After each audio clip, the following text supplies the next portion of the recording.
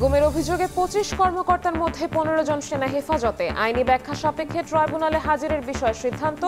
অপরাধের বিচারে দৃঢ় অবস্থান সেনাবাহিনীর। জুলাই সনদ স্বাক্ষর অনুষ্ঠান ২ দিন পিছিয়ে ১৭ অক্টোবর। ঐকমত্য কমিশনের সিদ্ধান্ত। উপদেষ্টাদের বিরুদ্ধে পক্ষপাতিত্বের পাল্টাপাল্টি অভিযোগ বিএনপি জামায়াতের। জোরে সোরে ছুটছে নির্বাচনী ট্রেন। শক্তিমত্তা জানান দিতে সংগঠন গোছাতে ব্যস্ত দলগুলো। তফসিলের আগে প্রার্থীদের সবুজ সংকেত দেবে বিএনপি। ডিসেম্বরে জোটের আত্মপ্রকাশ জামায়াতের। ওয়ার্ড বয়কে ঘুষ দিলেই মেলে সজ্জা। ওষুধ ও জনবল সংকট চরমে।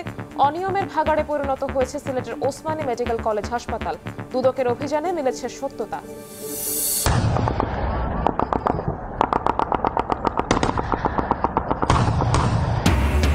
পাকিস্তান আফগানিস্তান সীমান্তে ফের রক্তক্ষয়ী সংঘর্ষ। দুদেশের সামরিক ঘাঁটিতে পাল্টাপাল্টি হামলা। আফগান নিরাপত্তা চৌকি ধ্বংসের দাবি ইসলামাবাদের।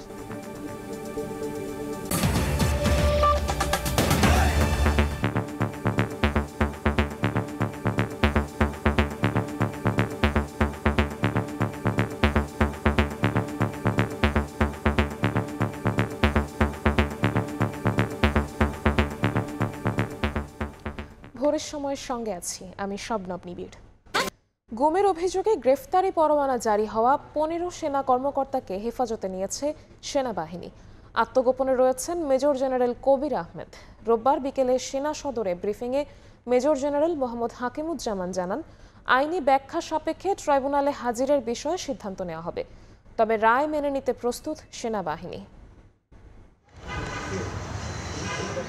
গুমের ২ মামলায় সাবেক প্রধানমন্ত্রী শেখ হাসিনা সহ ৩০ জনের বিরুদ্ধে গেল ৮ অক্টোবর গ্রেফতারি পরোয়ানা জারি করেন আন্তর্জাতিক অপরাধ ট্রাইব্যুনাল। এর মধ্যে ডিজিএফআই-এর সাবেক ৫ প্রধান সহ ২৫ জন সেনা কর্মকর্তা রয়েছেন। সামনে দাঁড়িয়েছি, তাদের একটু পরিচয় করি। এ বিষয়ে অবস্থান ব্যাখ্যা করতে শনিবার সেনা সদরে ব্রিফিংয়ে মেজর জেনারেল মোহাম্মদ হাকিমুজ্জামান জানান, পরোয়ানাভুক্ত ২৫ সেনা কর্মকর্তার মধ্যে অবসরপ্রাপ্ত ৯ জন। এর মধ্যে কর্মরত ১৪ জন ও এলপিআরে থাকা একজনকে হেফাজতে নেওয়া হয়েছে। আত্মগোপনে রয়েছেন মেজর জেনারেল কবির আহমেদ। তবে এখনো পরোয়ানার কপি হাতে পায়নি সেনা সদর। ২৫ জনের ভিতরে বরখাস্ত বা অবসরে যারা আছেন এদের সংখ্যা হচ্ছে ৯। এলপিআর বা লিপ্রা রিটায়ারমেন্ট যেটা আছে এটার সংখ্যা হলো ১। আর চাকরিরত অফিসারের সংখ্যা হচ্ছে এখানে ১৫। এই ১৬ জনকে ৮ তারিখেই তাদেরকে আমরা আমাদের একটা সেনা হেফাজতে, যেটা আমরা বলি আর্মি ওন কাস্টডিতে আসার জন্য একটা অর্ডার, যেটাকে আমরা বলি অ্যাটাচমেন্ট অর্ডার, আমরা এটা দিয়েছি। মেজর জেনারেল কবির ওনার ওয়াইফেও যোগাযোগ করার চেষ্টা করেছেন, এখন পর্যন্ত তার সাথে আর কোনো যোগাযোগ হচ্ছে না। ১৫ জনের মধ্যে একজনকেই শুধু মিসিং, বাকি সবাই জয়েন করেছে, এই হেফাজতে চলে আসছে। ২২ অক্টোবর অভিযুক্তদের ট্রাইব্যুনালে হাজির হওয়ার নির্দেশের বিষয়ে সেনাবাহিনী বলছে, আইনি ব্যাখ্যা সাপেক্ষে সিদ্ধান্ত নেওয়া হবে। তবে রায় মেনে নেবে বাহিনী। ডেল্টার একটা আইনগত ব্যাখ্যার প্রয়োজন আছে, ওই আইনগত ব্যাখ্যা আমরা চাচ্ছি। ওই আইনগত ব্যাখ্যা পাওয়ার পরে আমরা যেটা ২২ তারিখ যেটা সবার মাথা পিছু ঘুরছে, ওই আইনগতভাবে আমরা ইনশাল্লাহ ব্যবস্থা নেব। যেটা গুম কমিশনের যে সেকেন্ড রিপোর্ট, যেটা ইন্টারিম রিপোর্ট, ওখানেও তারা বলেছে as an organization, Bangladesh Army was not at all involved with disappearance, forceful disappearance. এটা কতিপয় আমাদের অফিসার হয়তো র্যাবে ছিল, হয়তো ডিজিএফআইতে ছিল, ইত্যাদি জায়গা থেকে, নট ইনসাইড আর্মি থেকে কিন্তু না। একদম স্পষ্ট ভাষায় বলে দিচ্ছে, বাংলাদেশ আর্মি জাস্টিসের পক্ষে, যেটা জাস্টিস হবে সেটার পক্ষে আমরা থাকবো। ইনসাফ, নো কম্প্রোমাইজ উইথ ইনসাফ। জাতিকে সর্বোচ্চ ভালো নির্বাচন উপহার দিতে সেনাবাহিনী প্রতিশ্রুতিবদ্ধ বলেও জানান মেজর জেনারেল হাকিমুজ্জামান। এই অনুযায়ী আমরা প্রস্তুতি নিচ্ছি। প্রস্তুতিগুলোর ভিতরে আমাদের ট্রেনিং, আমাদের অ্যাডমিনিস্ট্রেশন, আমাদের প্রমোশন, আমাদের পোস্টিং, যাবতীয় যা আছে এইটা নিয়ে আমরা এইটাকে ফোকাস করে সাজিয়ে নিচ্ছি। জাতি পুরো ওয়েট করছে একটা খুব ভালো একটা ক্রেডিবল একটা ইলেকশনের জন্য। আমরা আমাদের আপ্রাণ চেষ্টা করবো এটা ক্রেডিবল ইলেকশন যাতে হয়। আমরা দেশের তরে, দেশের জন্য যেটা সবচেয়ে ভালো হবে আমরা চেষ্টা করবো আমাদের জীবন দিয়ে হলে করতে। ভোটের সময় বর্তমানে মাঠে থাকা সেনা সদস্যের ৩ গুণ দায়িত্ব পালন করবে বলেও জানান এই সেনা কর্মকর্তা। আমরা জীবন দিয়ে হলে চেষ্টা করব। নাজমুস সালেহী, সময় সংবাদ, ঢাকা। কয়েকটি দলকে দেশের ভবিষ্যৎ ঠিক করার দায়িত্ব জনগণ দেয়নি বলে মন্তব্য করেছেন বিএনপির স্থায়ী কমিটির সদস্য আমির খসরু মাহমুদ চৌধুরী। পিআর ও জুলাই সনদে জনগণের ম্যান্ডেট লাগবে জানান বিএনপি নেতা। রোববার দুপুরে কসমোস সেন্টারে আয়োজিত নির্বাচন পদ্ধতি নিয়ে সেমিনারে জামায়াত আবারও পিআর পদ্ধতির পক্ষে অবস্থান তুলে ধরে। দেশের ভালোর জন্য সবাইকে ছাড় দিয়ে ঐক্য তৈরি করে নির্বাচনের পথে হাঁটার আহ্বান রাজনীতিবিদদের। রাষ্ট্র কাঠামো সংস্কার নিয়ে ৩ দফা আলোচনার ফসল জুলাই সনদ। 15 অক্টোবর রাজনৈতিক দলগুলো সনদ স্বাক্ষর করবে। সবকিছু অনেকটাই একমতে পৌঁছলেও রাজনীতির আলোচনা চলছে এখনও নির্বাচন পদ্ধতি নিয়ে। ঐক্যমত কমিশন সংলাপ করেছে উচ্চকক্ষে পিআর নিয়ে। জামাত সহ বেশ কিছু দল 2 কক্ষে পিআর নিয়ে এখনও সরগরম। তবে সেমিনারে জামায়াতের সহকারী সেক্রেটারি জেনারেল 2 কক্ষের পিআর নিয়ে যুক্তি তুলে ধরলেও বলছেন দেশের জন্য যে পদ্ধতি ভালো সেই পদ্ধতিতেই নির্বাচন হোক। পিআর পদ্ধতিকে ইলেকশন সিস্টেম হিসাবে নীতিগতভাবে নেয়, আর পদ্ধতি আপনি অনেকগুলো বলেছেন, আমরা সেটা জানি। তো কোনটা নেবেন, বাংলাদেশের উপযোগী কোনটা সেটাই নেন। গণ অধিকার বিপ্লবী ওয়ার্কার্স পার্টি সহ কয়েকটি দল নিম্নকক্ষে এই মুহূর্তে পিআর পদ্ধতি দেশের জন্য ভালো নয় বলে মন্তব্য করেন। পিআর হলে আওয়ামী লীগ পুনর্বাসনের সুযোগ পাবে বলে মনে করেন তারা। নিম্নকক্ষে পিআর হলে স্থায়ী সরকার ব্যবস্থা থাকে না। সকাল বিকাল রাতে মধ্যরাতে ফজরের আগে ফজরের পরে সরকারের এমপি মন্ত্রীরা কেনাবেচা হতে পারে। ঐক্যমত কমিশনের দীর্ঘ আলোচনা করে যখন আপনার সিদ্ধান্তের জায়গায় এসছেন, এটা নিয়ে রাজপথে যখন আবার কর্মসূচি, যখন আবার বিক্ষোভ, যখন আবার সমাবেশ, তখন বোঝা যায় যে লক্ষ্যটা কি পিআর নাকি অন্য কোনো লক্ষ্য আছে। কেউ মানে অনেকেই বলেছে যে আমরা লোয়ার হাউসে পিআর বলছি না, কিন্তু মনে করি আপার হাউসে পিআর হতে পারে। বাংলাদেশে যদি এখন আপনি ভোটের বাজার ঘুরে আসেন, দেখবেন কোনো মানুষ পিআর বোঝে না যারা ভোট দেবে। এবি পার্টির চেয়ারম্যান সবাইকে ছাড় দিয়ে নির্বাচনের দিকে হাঁটতে বলেন। পিআরের তো কিছু ভালো দিক আছে, কিন্তু বিএনপি সব খারাপগুলাই বলবে, ভালোর একটাও বলবে না। আবার জামাত হচ্ছে পিআরের পক্ষে, সে এমনভাবে পিআরের পক্ষে বলবে মনে হচ্ছে যেন পিআর হচ্ছে আরবের খুরমা খাজুর, এটা ছাড়া আর বাংলাদেশে আর কোনো সমস্যা নাই। পিআর পদ্ধতি নিয়ে যারা পক্ষে তাদের জনগণের কাছে গিয়ে ম্যান্ডেট আনতে বলেন আমির খসরু। কয়েকটি দলকে দেশের ভবিষ্যৎ ঠিক করার দায়িত্ব জনগণ দেয়নি বলেও এ সময় মন্তব্য করেন তিনি। সব জায়গায় ঐক্যমত তা তো না। এখন কি আপনি যে বিষয়গুলোতে ঐক্যমত হয় নাই, আপনি কি সবগুলোর উপর এখন কি গণভোটে জিততে পারবেন? পিআরের জন্য আমাকে গণভোটে যেতে হবে কেন? আমাদের তো প্রত্যেকটি দলের অনেকগুলো ইস্যু আছে যেগুলো ঐক্যমত হয় নাই। তাহলে ওই যদি গণভোটের প্রক্রিয়া আপনি যেতে চান আগামী 2 বছর, তো আপনাকে গণভোটই করতে হবে। ফার্স্ট অফ অল এই দায়িত্ব আমাদেরকে কে দিয়েছে এই সিদ্ধান্ত নেওয়ার জন্য? আমাদেরকে জনগণ তো এই দায়িত্ব দেয় নাই। সব দলই দ্রুত নির্বাচনের পক্ষে মত দেন। সানবীর রূপল, সময় সংবাদ, ঢাকা। উপদেষ্টাদের বিরুদ্ধে পক্ষপাতিত্বের পাল্টাপাল্টি অভিযোগ তুলেছে বিএনপি ও জামায়াত। জনগণ অন্তর্বর্তী সরকারকে শতভাগ নিরপেক্ষ দেখতে চায় বলে মন্তব্য করেছেন মির্জা ফখরুল ইসলাম আলমগীর। আর ভোটে লেভেল প্লেইং ফিল্ড নিশ্চিতের দাবি মিয়া গোলাম পারওয়ারের। বিএনপির স্থায়ী কমিটির সদস্য প্রয়াত আসামা হান্নান শাহর নবম মৃত্যুবার্ষিকী উপলক্ষে শনিবার গাজীপুরের কাপাসিয়ায় আয়োজন করা হয় স্মরণ সভার। এতে অংশ নেন বিএনপির মহাসচিব মির্জা ফখরুল ইসলাম আলমগীর। নির্বাচন প্রসঙ্গে তিনি বলেন, উপদেষ্টাদের কয়েকজন কোনো দলের পক্ষপাতিত্ব করছেন।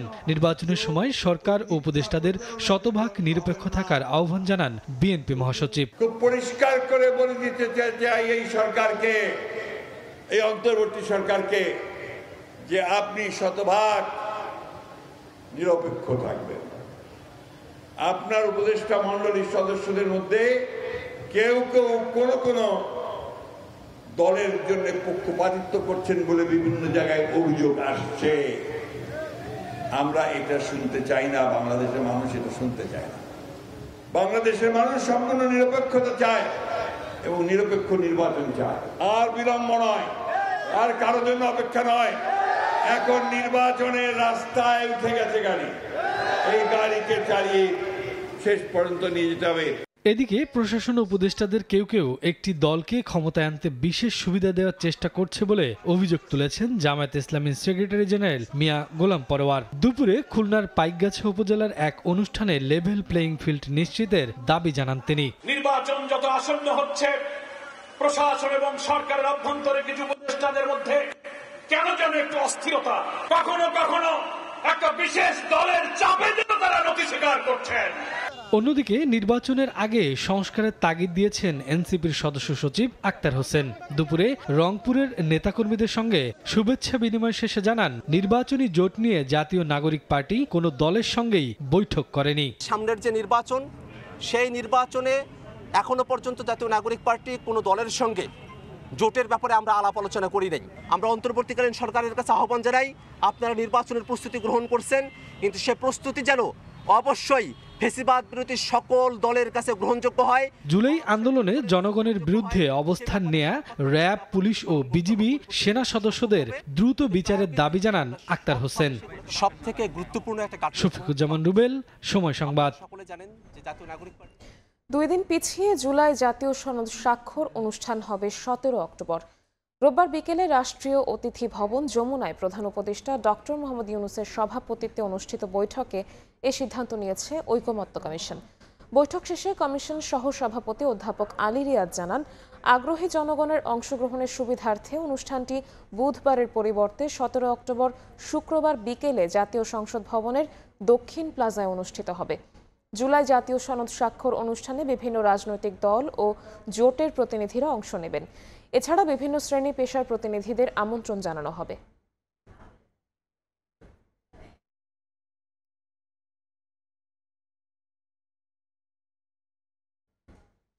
নির্বাচনের মাঠে জোরে সোরেই নামছে রাজনৈতিক দলগুলো। জুলাই সনদ নিয়ে দৃশ্যমান অগ্রগতির পর নির্বাচনই এখন মুখ্য দলগুলোর কাছে। শৃঙ্খলা ঠিক রাখতে তফসিলের আগে সম্ভাব্য প্রার্থীদের সবুজ সংকেত দেওয়ার পরিকল্পনা বিএনপির। অন্যদিকে ডিসেম্বরে জোট আত্মপ্রকাশের পরিকল্পনা জামায়াতের। পাশাপাশি অধিকাংশ আসনে জনসংযোগও চালাচ্ছে দলটি। এতদিন নির্বাচন নিয়ে তোড়জোড় না থাকলেও জুলাই সনদ বাস্তবায়নের দিকে যাওয়ায় মাঠে নামছে এনসিপিও। হাসান ওয়ালির প্রতিবেদন। উৎসব মুখর নির্বাচনের সংস্কৃতি দেখা যায়নি বেশ কয়েক বছর ধরেই। গত 3টি নির্বাচনেও প্রার্থীদের প্রতিদ্বন্দ্বিতাও ছিল না। কর্তৃত্ববাদী শাসনের অবসান হওয়ার পর আসন্ন ত্রয়োদশ সংসদ নির্বাচন ঘিরে তাই উৎসাহ উদ্দীপনা তুঙ্গে। তবে জুলাই সনদ ইস্যুর কারণে কিছুটা ধীরে চলো নীতিতে এগোচ্ছে রাজনৈতিক দলগুলো। তবে একই সঙ্গে রাজনীতির মাঠে শক্তিমত্তার জানান এবং সংগঠন গোছাতে তৎপর দলগুলো। এরই মধ্যে সম্ভাব্য প্রার্থীদের সঙ্গে মত বিনিময় করেছে বিএনপি। যুগপৎ আন্দোলনে যুক্ত মিত্ররা 217টি আসনে সম্ভাব্য প্রার্থীর তালিকা জমা দিয়েছে দলটির কাছে। 299 আসনে একক প্রার্থী দিয়েছে জামায়াত ইসলামী। অনেকটা অলিখিত জোটবদ্ধ পথ চলা শুরু করেছে জামায়াত ইসলামী আন্দোলন সহ কয়েকটি দল। তবে এনসিপি এখনও দৃশ্যমান কোনো কার্যক্রম হাতে নেয়নি। তরুণদের নেতৃত্বে গঠিত দলটিকে ঘিরে বিএনপি জামায়াত দুই পক্ষের জোটের আলোচনা উঠছে মাঝে মধ্যেই। এতদিন জুলাই সনদের দাবিতে নানান কর্মসূচিতে থাকলেও এখন দলের সম্ভাব্য প্রার্থীদের প্রস্তুতি নেওয়ার নির্দেশনা দিচ্ছে এনসিপি। যারা প্রস্তুতি নিচ্ছিলেন দীর্ঘ সময় ধরে, তাদেরকে সামনে নির্বাচনে প্রস্তুত হওয়ার আমরা নির্দেশ দিয়েছি। কিন্তু সে নির্বাচন সেটা কি জোটবদ্ধভাবে হবে না আমরা এককভাবে করব, সে সিদ্ধান্ত আমরা এখন পর্যন্ত চূড়ান্তভাবে গ্রহণ করিনি। দেশের কল্যাণে জোটবদ্ধভাবে নির্বাচনের মতো কোনো পরিবেশ তৈরি হয়, তার জন্য আমরা ওপেন রয়েছি।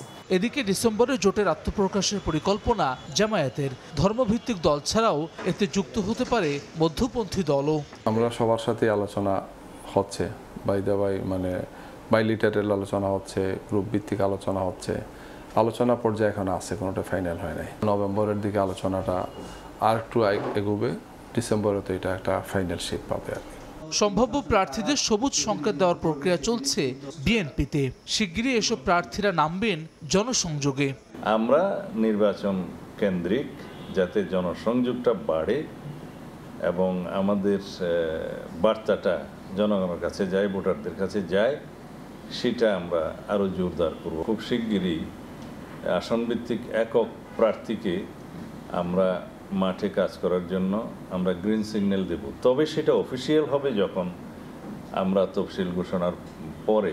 প্রধান উপদেষ্টার ঘোষিত সময় অনুযায়ী ফেব্রুয়ারির প্রথমার্ধে হবে ত্রয়োদশ জাতীয় সংসদ নির্বাচন। চূড়ান্ত প্রস্তুতি নিতে তফসিলের অপেক্ষায় দলগুলো। হাসান ওয়ালি, সময় সংবাদ, ঢাকা। চাঁদাবাজ ও দুর্নীতিবাজদের বিরুদ্ধে প্রতিরোধ গড়ে তোলার হুঁশিয়ারি দিয়েছেন এনসিপির উত্তরাঞ্চলের মুখ্য সংগঠক সার্জিস আলম। পঞ্চগড়ের তেঁতুলিয়ায় পথসভায় তিনি কথা বলেন। চাঁদাবাজি, দখলদারিত্ব, সিন্ডিকেট ও দুর্নীতি সহ নানা অপরাধের বিরুদ্ধে পঞ্চগড় জেলা জুড়ে লং মার্চ করেন সার্জিস আলম। শনিবার দুপুরে জেলা শহরের চিনিকল মাঠ থেকে লং মার্চ শুরু করেন তিনি। এ সময় সাধারণ মানুষকে সচেতন করতে 3টি পথসভা করেন সার্জিস আলম।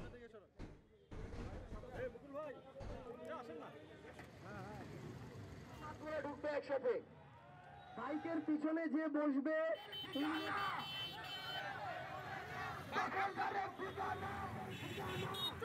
প্রত্যেক জেলা উপজেলায় 5 থেকে 10 জন চাঁদাবাজ, চোরা কারবারি, সিন্ডিকেট চালনাকারী, মাদক ব্যবসায়ী, বাটপার, কালপ্রিট আছে, যারা ওই উপজেলা জেলাগুলোকে রক্ত চুষে খাচ্ছে। স্পষ্ট করে আপনাদেরকে অনুরোধ করি, আমরা এই তেঁতুলিয়া পঞ্চগড়ে কোন চাঁদাবাজ যারা চুরি করে বড় গলায় কথা বলে তাদেরকে আর বড় গলায় কথা বলতে দিব না।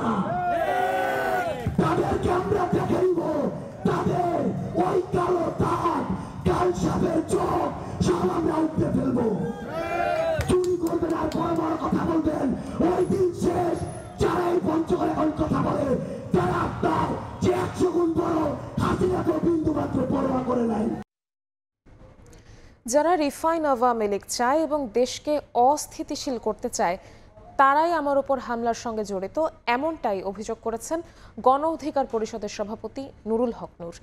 রোববার সন্ধ্যায় সুপ্রিম কোর্টে গণ অধিকার পরিষদের নেতাকর্মীর ওপর হামলার ঘটনায় গঠিত তদন্ত কমিশনের সঙ্গে বৈঠক শেষে একথা বলেন তিনি।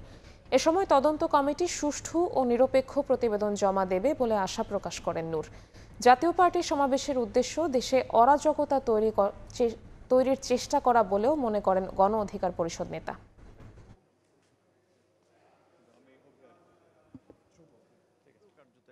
তদন্ত কমিটি আমার সাথে কথা বলেছে, ঘটনা শুনেছি, সেখানে আমিও তাদেরকে বলেছি, যেখানে মনে হচ্ছে যে সেনাবাহিনীর কেউ এই ঘটনায় জড়িত ছিল।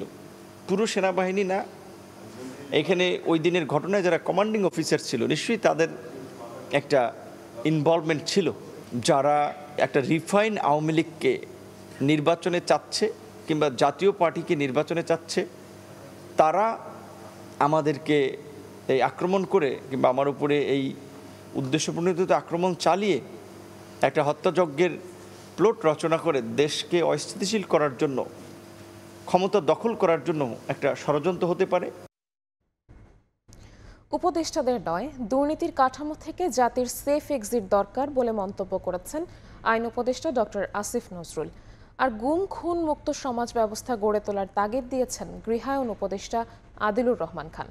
জুলাই সনদ বাস্তবায়নের মাধ্যমে শেখ হাসিনার স্বৈরাচারী ব্যবস্থার সংস্কারে জোর দিলেন ঐকমত্য কমিশনের সদস্য ডক্টর বদিউল আলম মজুমদার। রোববার রাজধানীতে আলাদা অনুষ্ঠানে একথা বলেন তারা। সংবিধান ও রাষ্ট্র সংস্কারের রাজনৈতিক দলগুলোর সঙ্গে জাতীয় ঐক্যমত্য কমিশনের দীর্ঘ আলোচনার পর জুলাই সনদ সইয়ে প্রস্তুত রাজনৈতিক নেতারা। রাজনৈতিক স্থিতিশীলতার এই উদ্যোগের মধ্যেই উপদেষ্টাদের অনেকের সেফ এক্সিটের আলোচনা এখন তুঙ্গে। শনিবার রাজধানীর একটি হোটেলে জাতীয় মানবাধিকার কমিশন অধ্যাদেশ 2025 বিষয়ক জাতীয় পরামর্শ সভায় এ নিয়ে মন্তব্য করেন আইন উপদেষ্টা ডক্টর আসিফ নজরুল। বলেন, উপদেষ্টাদের নয়, অসুস্থ রাষ্ট্র কাঠামো থেকে জাতির সেফ এক্সিট প্রয়োজন। গুম খুন মুক্ত ব্যবস্থা গড়ে তোলার তাগিদ দেন উপদেষ্টা আদিলুর রহমান খান। আগামী নির্বাচনের আগে আমাদের এই কাজগুলো কিন্তু আমাদের সঠিকভাবে করে যেতে হবে, যাতে আর বাংলাদেশের মানুষ কখনো অন্যায় অবিচারের শিকার না হয়। উপদেষ্টারা খুব নিশ্চিতভাবে জানি আমাদের কারো কোনো সেফ এক্সিটের প্রয়োজন নাই। দুঃশাসন দেখলাম, গুম দেখলাম, বিচার বহির্ভূত হত্যাকাণ্ড, এরকম একটা ভয়াবহ, অসুস্থ, আত্মধ্বংসী রাষ্ট্র কাঠামো থেকে আমাদের সেফ এক্সিট প্রয়োজন। আর মানবাধিকার রক্ষা ও বাস্তবায়নে আইন শৃঙ্খলা বাহিনীর ভূমিকাই প্রধান বলে মনে করেন পরিবেশ উপদেষ্টা। অ্যাটর্নি জেনারেল মোহাম্মদ আসাদুজ্জামান বলেন, প্রস্তাবিত খসড়ায় জাতীয় মানবাধিকার কমিশনকে দেয়া হয়নি মামলা করার এখতিয়ার। নতুন করে যে উদ্যোগ নিয়েছেন, আমি এই কমিশনকে আরেকটু শক্তিশালী করার জন্য একটু ওয়েল থট দেওয়ার জন্য বলবো। This law will actually be complemented by the police commission, media commission, So this will not be a standalone piece of law. এদিকে এফটিসিতে গণতন্ত্র সুরক্ষায় আগামী নির্বাচনের গুরুত্ব নিয়ে ছায়া সংসদ বিতর্ক অনুষ্ঠানে জাতীয় ঐক্যমত্য কমিশনের সদস্য ডক্টর বদিউল আলম মজুমদার বলেন, জুলাই সনদ বাস্তবায়নের মাধ্যমে শেখ হাসিনার স্বৈরাচারী ব্যবস্থার সংস্কার দরকার। শেখ হাসিনা স্বৈরাচার ছিল, ফ্যাসিস্ট ছিল, শেখ হাসিনা পালিয়ে গিয়েছে, কিন্তু শেখ হাসিনা স্বৈরাচারী ব্যবস্থা রেখে গিয়েছে। আবারও যদি সেই রকম স্বৈরাচার প্রতিষ্ঠিত হয়, আবারও আপনাদের জীবন ঝুঁকিতে পড়তে পারে। তাই এই গণভোটটা যাতে পাস হয় সেই রকম সর্বশক্তি নিয়োগ করবেন আপনারা। জুলাই সনদ নিয়ে গণভোটে হ্যাঁ ভোটের পক্ষে জনমত গড়ে তুলতে সর্বশক্তি নিয়োগের জন্য সবার প্রতি আহ্বান জানান সুজন সম্পাদক। তাসনিয়া নিশাত, মিম। মিয়ানমারের ভেতরে রাতে গোলাগুলির ঘটনায় কক্সবাজারের উখিয়া ও বান্দরবানের ঘুমধুম সীমান্তবর্তী এলাকায় উদ্বেগ ও আতঙ্ক ছড়িয়েছে। নিরাপত্তার কারণে আপাতত কৃষিকাজে যাচ্ছেন না অনেকে। সাবধানতার সঙ্গে চলাফেরার পরামর্শ দিয়ে বিজিবি বলছে পরিস্থিতি মোকাবিলায় সতর্ক রয়েছেন তারা। মোহাম্মদ ফরাজের ছবিতে সুজাউদ্দিন রুবেলের রিপোর্ট। বাংলাদেশ মিয়ানমার সীমান্তের বান্দরবনের ঘুমধুম ও কক্সবাজারের উখিয়ার রহমতের বিল এলাকা। রাতের নীরবতা ভেঙে গভীর রাতে শোনা যায় প্রচণ্ড গোলাগুলির শব্দ। মিয়ানমারের অভ্যন্তরে চলা এই সংঘর্ষ আতঙ্ক ছড়িয়েছে সীমান্তবর্তী জনপদে। 11টা থেকে 12টা পর্যন্ত একরকম গুলি চলেছিল। বান্দরবনের ঘুমধুম সীমান্তেও মিয়ানমারের ভেতরের গোলাগুলির আওয়াজ ভেসে আসে। গত বছরেই কিন্তু এই সেম একটা অবস্থা তৈরি হয়েছিল আমাদের এলাকায়, এবং ইনসিডেন্টলি একটা মানুষ মারাও গিয়েছিল। গোলাগুলির বইয়ের হারে গুদা না যায়, দানতা সাইকেল না যায়। সীমান্তবর্তী বাসিন্দাদের আতঙ্ক দূর করতে সচেতনতা বৃদ্ধি ও সতর্কতা অবলম্বনের উদ্যোগ নেওয়া হয়েছে বলে জানিয়েছেন স্থানীয় জনপ্রতিনিধিরা। যে কোনো মুহূর্তে তারা আবার দাঙ্গা করতে পারে, যে কোনোভাবে আমাদের সতর্ক থাকতে হবে। তবে বিজিবি বলছে সংঘর্ষ পুরোপুরি মিয়ানমারের অভ্যন্তরে। বাংলাদেশ সীমান্তে এখনো কোনো নিরাপত্তা হুমকি নেই। আমাদের সীমান্তবর্তী এলাকায় বিভিন্ন সময়ে মায়ানমারের অভ্যন্তরে সংঘর্ষ ঘটে, যা বাংলাদেশের ভেতরে নয়। এই ধরনের পরিস্থিতি মোকাবেলায় বিজিবি সর্বদা প্রস্তুত। বাংলাদেশ মিয়ানমার প্রায় 271 কিলোমিটার সীমান্ত জুড়ে টহল ও নজরদারি জোরদার করেছে বিজিবি। সুজাউদ্দিন রুবেল, সময় সংবাদ। দেশে প্রথমবারের মতো শুরু হয়েছে টাইফয়েড টিকাদান কর্মসূচি। মাসব্যাপী ক্যাম্পেইনে টিকা দেয়া হবে 9 মাস থেকে 15 বছর বয়সী প্রায় 5 কোটি শিশুকে। চিকিৎসকরা বলছেন শতভাগ নিরাপদ এ টিকায় ন্যূনতম পার্শ্ব প্রতিক্রিয়া ছাড়া নেই কোনো শঙ্কা। আর কার্যকারিতা বিবেচনা করে সামনের বছরগুলোতেও টাইফয়েড টিকাদান কার্যক্রম চালু রাখার পরামর্শ বিশেষজ্ঞদের। আরও জানাচ্ছেন মনির হোসাইন। টাইফয়েড ব্যাকটেরিয়া সৃষ্ট একটি সংক্রামক রোগ যা প্রতিরোধযোগ্য। যদিও এতে আক্রান্ত হলে আর্থিক ক্ষতি, দীর্ঘমেয়াদী শারীরিক জটিলতা, এমনকি হতে পারে মৃত্যুও। বিশ্ব স্বাস্থ্য সংস্থার 2019 সালের তথ্য অনুযায়ী প্রতি বছর বিশ্বে প্রায় 90 লাখ মানুষ টাইফয়েড জ্বরে আক্রান্ত হয়। এর মধ্যে মারা যায় 1 লাখের বেশি। দেশেও এই সংখ্যা বাড়ায় উদ্বেগ। দ্য গ্লোবাল বার্ডেন অব ডিজিজের সমীক্ষা অনুযায়ী 2021 সালে বাংলাদেশে প্রায় 4,78,000 মানুষ টাইফয়েড জ্বরে আক্রান্ত হন এবং মারা যান 8,000, যার মধ্যে 68% শিশু। দেশে শিশুদের টাইফয়েড জ্বর থেকে সুরক্ষা দিতে এবার প্রথমবারের মতো টাইফয়েড টিকাদান কার্যক্রম শুরু করেছে সরকার। মাসব্যাপী ক্যাম্পেইনের মাধ্যমে 9 মাস থেকে 15 বছর পর্যন্ত প্রায় 5 কোটি শিশু কিশোরকে বিনামূল্যে দেয়া হচ্ছে এ টিকা। এই ভ্যাকসিনটি ব্যবহারের মাধ্যমে বাংলাদেশের মানুষকে টাইফয়েড থেকে মুক্ত করা, টাইফয়েডের বার্ডেন কমানো এবং অ্যান্টিমাইক্রোবিয়াল রেজিস্ট্যান্স কমানো এবং সব মিলিয়ে সামগ্রিকভাবে মানুষের উৎপাদন সক্ষমতা, তাদের সুস্বাস্থ্য এটা নিশ্চিত করার ক্ষেত্রে এটা একটা মাইলস্টোন। চিকিৎসকরা বলছেন শতভাগ নিরাপদ এ টিকা অনুমোদিত বিশ্ব স্বাস্থ্য সংস্থা থেকেই। টিকা দেওয়ার পর ন্যূনতম পার্শ্ব প্রতিক্রিয়া ছাড়া নেই কোনো শঙ্কা। গবেষণায় বলে তো নিরাপদ, অন্যান্য টিকার মতোই। এখানে আমাদের এটা নিয়ে আলাদা করে চিন্তা করার কোনো দরকার নেই। অন্য টিকা যে গার্জেনরা দিচ্ছেন বাচ্চাদের, ওই টিকাগুলো যেরকম নিরাপদ, এটাও সে একই রকম নিরাপদ। একটা টিকা নিলে যেখানে টিকা দেওয়া হয়, টিকার জন্য একটু ব্যথা হতে পারে, ব্যথা হলে একটু জ্বর আসতে পারে, তাছাড়া আর কোনো সিরিয়াস পর্যায়ের কোনো সাইড ইফেক্ট সাধারণত নাই। আমি বিশেষ করে যারা আজ থেকে টিকা নিবে তাদেরকে আশ্বস্ত করব, টাইফয়েড ক্যাম্পেইনের ভিতরে আপনি টিকা দেন এবং আপনার বাচ্চাকে টাইফয়েড মুক্ত করুন। টিকার কার্যকারিতা বিবেচনা করে এই কার্যক্রম পরের বছরগুলোতেও চালু রাখার পরামর্শ বিশেষজ্ঞদের। এটা খুবই নিরাপদ এবং এটা শিশুদেরকে বিশেষ করে তাদের টাইফয়েড থেকে মুক্ত রাখার জন্য এটা খুব জরুরি। কাজে এটার সফলতা দেখে হয়তো এখনও অনেকে কেউ একটু দ্বিধাদ্বন্দ্বে আছেন। যখন এটা শুরু হয়ে যাবে দেয়া, তখন আরও বাকিরা এখানে টাইফয়েডের টিকা নিতে আগ্রহী হবে। সাফল্যের উপর নির্ভর করেই প্রতি বছরই এটা ইপিআই তাদের নিয়মিত কার্যক্রমে অন্তর্ভুক্ত করতে পারবে।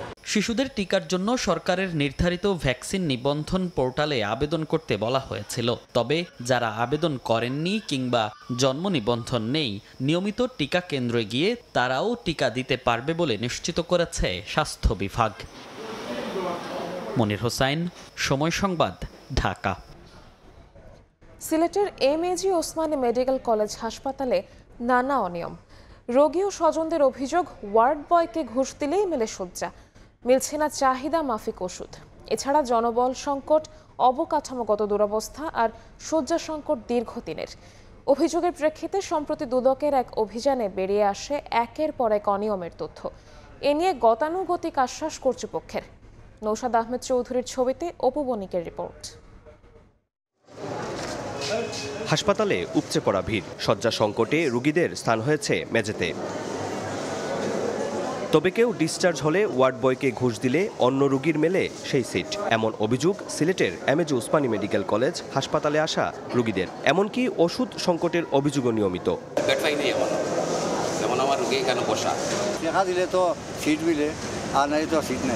সিলেটের বিশেষায়িত এ সরকারি হাসপাতালটিতে জনবল সংকট, অবকাঠামোগত দুরবস্থা আর শয্যা সংকট দীর্ঘদিনের। সঙ্গে যোগ হয়েছে নোংরা পরিবেশ এবং ওয়ার্ড বয়, নার্স ব্রাদারদের অসদাচরণ। এছাড়া হাসপাতালের ভেতর ও বাইরে বিক্ষুব্ধদের দৌরাত্ম্য বেড়েছে। ভিক্ষা করা নিষেধ সামনে, ভিতরে তেলাপোকা, এত তেলাপোকা যে দিনের বেলায় যে কোনো খাবার 1 মিনিট থাকলে তেলাপোকার দখলে চলে যায়। এখান থেকে একটা ওষুধ পাইছি না।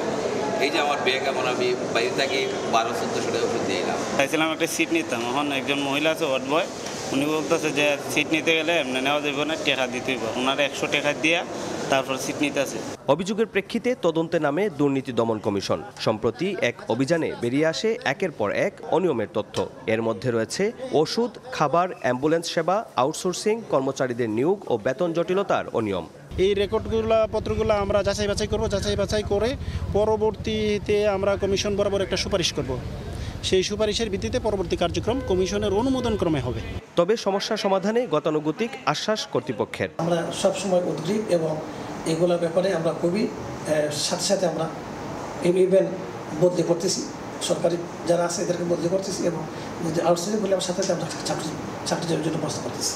কর্তৃপক্ষের তথ্যমতে 500 শয্যার এই হাসপাতালে প্রতিদিন প্রায় 3000 রোগী স্বাস্থ্যসেবা নেন। দফায় দফায় অভিযান পরিচালনা করা হলেও কমছে না সেবা নিতে আসা রোগীদের ভোগান্তি।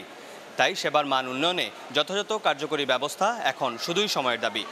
Sylhet MAG Osmani medical college হাসপাতাল থেকে অপু বণিক, সময় সংবাদ। গাজামুখী নৌবহর সুমুদ ফ্লোটিলায় ইসরায়েলি আক্রমণ, আটক ও কারাগারের অভিজ্ঞতা তুলে ধরলেন আলোকচিত্রী শহীদুল আলম। বিতর্কিত ভূমিকার জন্য আন্তর্জাতিক সম্প্রদায় ও গণমাধ্যমের সমালোচনাও করেন তিনি। ঘোষণা দেন ফিলিস্তিনকে মুক্ত করতে অধিকার কর্মীদের সমন্বয়ে নতুন প্ল্যাটফর্ম তৈরির। আলোচিত আলোকচিত্রী শহীদুল আলম ঢাকার মাটিতে পা রাখার সঙ্গে সঙ্গে ফ্রি ফ্রি প্যালেস্টাইন স্লোগানে মুখর হয়ে ওঠে হযরত শাহজালাল আন্তর্জাতিক বিমানবন্দরের ভিআইপি টার্মিনাল। সৃষ্টি হয় আবেগঘন মুহূর্ত। গাজায় ইসরায়েলি অবরোধ ভাঙতে সমুদ্রপথে যাত্রা করা গ্লোবাল সমুদ ফ্লোটিলায় অংশ নেন শহীদুল আলম। পরে ইসরায়েলি বাহিনীর হাতে অপহরণের শিকার হন তিনি। কিছুদিন কারাগারে আটক থাকার পর বাংলাদেশ সরকারের প্রচেষ্টায় শনিবার দেশে ফেরেন তিনি। পরে বিকালে পান্থপথের দৃকপাঠ ভবনে সংবাদ সম্মেলন করেন শহীদুল আলম। জানান, গাজায় পৌঁছার আগেই নৌবহরে আক্রমণ করা হয়। যখন দেখি যে একেবারে বন্দুক নিয়ে নৌকায় জাহাজে নেমে গেছে উপরের দিকে, তখনই আমি মোবাইল ফোন এবং ল্যাপটপ তাড়াতাড়ি ফেলে দিলাম। শহীদুল আলম জানান, আটকের পর ইসরায়েলি বাহিনী তীরে নিয়ে নির্যাতন চালায়, গাদাগাদি করে রাখা হয় মরুভূমির গোপন কারাগারে। এ সময় প্রতিবাদ স্বরূপ অনশন করেন শহীদুল আলম ও তার সঙ্গীরা। মরুভূমির মাঝখানে একটা জেল আছে, সেইটাতে আমাদের রাখা হয়েছিল। আনুমানিক 2 ফুট বাই 5 ফুট একটা কক্ষ, তার মধ্যে আমরা 4 জন বসে লোহার ইসের মধ্যে, প্রচন্ড ঠান্ডা। অধিকাংশ গণমাধ্যমের গাজা যুদ্ধের বিষয়ে বিতর্কিত ভূমিকার নিন্দা জানান শহীদুল আলম। প্রশংসা করেন প্রধান উপদেষ্টা ও বাংলাদেশের জনগণের সমর্থনের। বাংলাদেশ যেভাবে সাড়া দিয়েছে, সেইভাবে সত্যিকার অর্থে পৃথিবীকে বাংলাদেশ দেখিয়েছে যে সারা পৃথিবীতে বাংলাদেশ কি ধরনের ভূমিকা রাখতে পারে। শাকির আহমেদ, সময় সংবাদ, ঢাকা। ভোরের সময় আরও থাকছে। খানাখন্দে ভরা সিলেট নগরের 56 কিলোমিটার সড়ক। সিটি কর্পোরেশনও সওজোর চিঠি চালাচালিতে আটকা সংস্কার, ভোগান্তিতে রোগী ও দূরপাল্লার যাত্রীরা। দেখছেন ভোরের সময়। খুলনায় নিখোঁজের 3 দিন পর বস্তাবন্দি অবস্থায় উদ্ধার হয়েছে শিশুর মরদেহ। এ ঘটনায় একজনকে গ্রেফতার করা হয়েছে। এছাড়া গাজীপুরে জঙ্গল থেকে উদ্ধার হয়েছে আরও এক শিশুর মরদেহ। বরিশালে দোকান থেকে উদ্ধার হয়েছে শ্রমিকের লাশ। খুলনার দিঘলিয়ায় গত 9 অক্টোবর বিকেলে নিখোঁজ হয় শিশু জিসান। থানায় সাধারণ ডায়েরি করেন তার বাবা। শনিবার বিকেলে দেয়াড়া খেয়াঘাট সংলগ্ন এলাকা থেকে জিসানের মরদেহ উদ্ধার করা হয়। এই ঘটনায় গ্রেফতার ফয়সাল শিশুটিকে কুপিয়ে হত্যার কথা স্বীকার করেছে। এদিন সকালে গাজীপুরের শ্রীপুরে নিখোঁজ হয় চাউবন সরকারি প্রাথমিক বিদ্যালয়ের 2য় শ্রেণীর ছাত্র হুজাইফা। সন্ধ্যায় গহীন জঙ্গল থেকে উদ্ধার হয় মরদেহ। স্থানীয়দের দাবি শিশুটিকে হত্যা করা হয়েছে। অন্যদিকে বরিশাল শহরের ফজলুল হক এভিনিউয়ের সিটি প্লাজায় একটি দোকান থেকে রমজান নামে এক শ্রমিকের ঝুলন্ত মরদেহ উদ্ধার করা হয়। এছাড়া সাভারে পরিত্যক্ত পৌর কমিউনিটি সেন্টার থেকে উদ্ধার হয়েছে অজ্ঞাত এক নারীর লাশ। সাভারের আশুলিয়ায় সেপটিক ট্যাঙ্ক বিস্ফোরণে 2 জন নিহত এবং 3 জন আহত হয়েছেন। শুক্রবার রাতে ভাদাইল গ্রামের রহমতের শ্রমিক কলোনিতে সেপটিক ট্যাঙ্ক পরিষ্কার করছিলেন কয়েকজন শ্রমিক। এ সময় মিথেন গ্যাস বের হওয়ায় কোনো ব্যবস্থা না থাকায় ট্যাঙ্কে বিস্ফোরণ ঘটে। বিধ্বস্ত হয় শ্রমিক কলোনির 3টি কক্ষ। ঘটনাস্থলেই মারা যান বাড়ির কেয়ারটেকার গোলাম রাব্বানি। খবর পেয়ে ফায়ার সার্ভিস ও পুলিশ ঘটনাস্থলে পৌঁছে গুরুতর আহত অবস্থায় 4 জনকে উদ্ধার করে হাসপাতালে পাঠায়। সেখানে চিকিৎসাধীন অবস্থায় পরিচ্ছন্নতা কর্মী ইমান আলীর মৃত্যু হয়।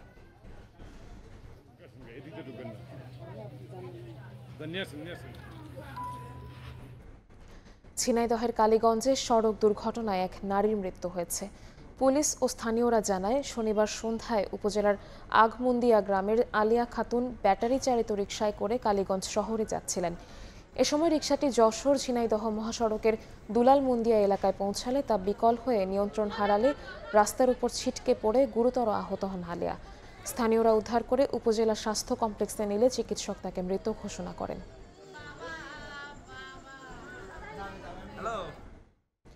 সাধারণ মানুষের আবাসন ব্যবস্থাপনায় সরকার ব্যর্থ বলে মনে করছে নগর পরিকল্পনাবিদদের সংগঠন Bangladesh institute of planners VIP. রোববার বিশ্ব বসতি দিবস উপলক্ষে আয়োজিত এক সেমিনারে সংগঠনটির সভাপতি ডক্টর আদিল মোহাম্মদ খান বলেন, নিম্ন মধ্যবিত্ত আয়ের মানুষের আবাসন তৈরিতে সরকার সুনির্দিষ্ট নীতিমালা অনুসরণ করছে না। গণঅভ্যুত্থান পরবর্তী সময়ে এখনও বৈষম্য রয়ে গেছে বলেও অভিযোগ করেন তিনি। ঢাকাসহ সারা দেশে আবাসন সংকট তীব্র হচ্ছে বলেও মত দেন বক্তারা।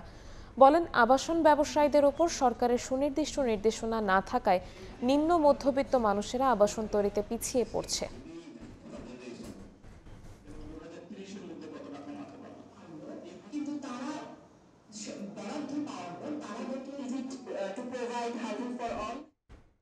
বিশ্বে হালাল পণ্যের বাজারে বাংলাদেশের অবস্থান এখনও প্রান্তিক পর্যায়ে। সকালে রাজধানীর মতিঝিলে ব্যবসায়ীদের শীর্ষ সংগঠন ডিসিসিআই আয়োজিত সেমিনারে একথা বলেন বক্তারা। জানান, বিশ্বে হালাল পণ্যের বাজারের আকার প্রায় $3 ট্রিলিয়ন হলেও বাংলাদেশের অংশ মাত্র $850 মিলিয়ন। তারা বলেন, খাদ্য, প্রসাধনী, ওষুধ সহ সব খাতেই হালাল পণ্যের চাহিদা দ্রুত বাড়ছে, অথচ উৎপাদনের নেতৃত্ব দিচ্ছে অমুসলিম দেশগুলো। অনুষ্ঠানে বিশেষজ্ঞরা জানান, হালাল সার্টিফিকেশন, আধুনিক ল্যাবরেটরি, মান নিয়ন্ত্রণ ও অনুসরণযোগ্যতা ব্যবস্থায় বিনিয়োগ জরুরি। হালাল শিল্পকে বাংলাদেশের অর্থনীতির নতুন চালিকা শক্তি হিসেবে গড়ে তোলার এখনই উপযুক্ত সময় বলে মত বক্তাদের। বাংলাদেশ হালাল শিল্পের বিকাশের জন্য অবকাঠামো সহ প্রযুক্তিগত ও নীতিগত সহায়তা, আন্তঃসংস্থার সাথে সমন্বয় এবং একটি জাতীয় হালাল বোর্ড গঠন অপরিহার্য। হালাল পণ্য এজাইসের এখন শুধু ধর্মীয় প্রয়োজন নয়, এটি গুণগত মান এবং আস্থার আন্তর্জাতিক প্রতীক। সঠিক কৌশল ও সমন্বয়ের মাধ্যমে হালাল শিল্পকে এগিয়ে নিতে আসতে পারলে রপ্তানির বিশাল বাজার এবং লোকাল বাজারও যা কর্মসংস্থানের সৃষ্টিতে ভূমিকা রাখবে। একদিকে কমছে বেসরকারি খাতে ঋণ প্রবৃদ্ধি, অন্যদিকে প্রান্তিক ঘুরতে 20% বেশি করে বাড়ছে খেলাপি ঋণের পরিমাণ। শঙ্কা জাগানো এমন পরিসংখ্যান সামনে এনে খেলাপি ঋণ আদায়ে কোনো ছাড় দিতে চায় না বাংলাদেশ ব্যাংক। এক্ষেত্রে খেলাপিদের সঙ্গে অদূরদর্শী ব্যাংক কর্মকর্তাদেরও জবাবদিহিতা নিশ্চিতের পরামর্শ অর্থনীতিবিদদের। আর শুধু কর্মপরিকল্পনায় সীমাবদ্ধ না থেকে তা আদায় করে সঠিক বিনিয়োগে মনোযোগ বাড়ানোর দাবি ব্যবসায়ীদের। সাইফুল ইসলামের রিপোর্ট। মূল্যস্ফীতির লাগাম টানতে কঠোর মুদ্রানীতির কবলে নিত্যপণ্যের বাজারে স্বস্তি না মিললেও বেড়ে গেছে ব্যাংক ঋণের বিপরীতে সুদের হার। এতে কমেছে বেসরকারি খাতে ঋণের প্রবৃদ্ধি। বাংলাদেশ ব্যাংকের তথ্য, গত বছরের জুলাইয়ে যেখানে বেসরকারি খাতে ঋণ প্রবৃদ্ধি ছিল 10.13%, এক বছর পর নেমেছে 6.52%, তা আরও কমে আগস্ট শেষে হয়েছে 6.35%, যা গেল 22 বছরের মধ্যে সর্বনিম্ন। এমন ঋণ ধারায় বিনিয়োগ খরায় ভুগছেন ব্যবসায়ীরা। আমরা লোকালরাও কনফিডেন্স পাচ্ছি না, বিদেশিরাও তো কনফিডেন্স পাচ্ছিই না।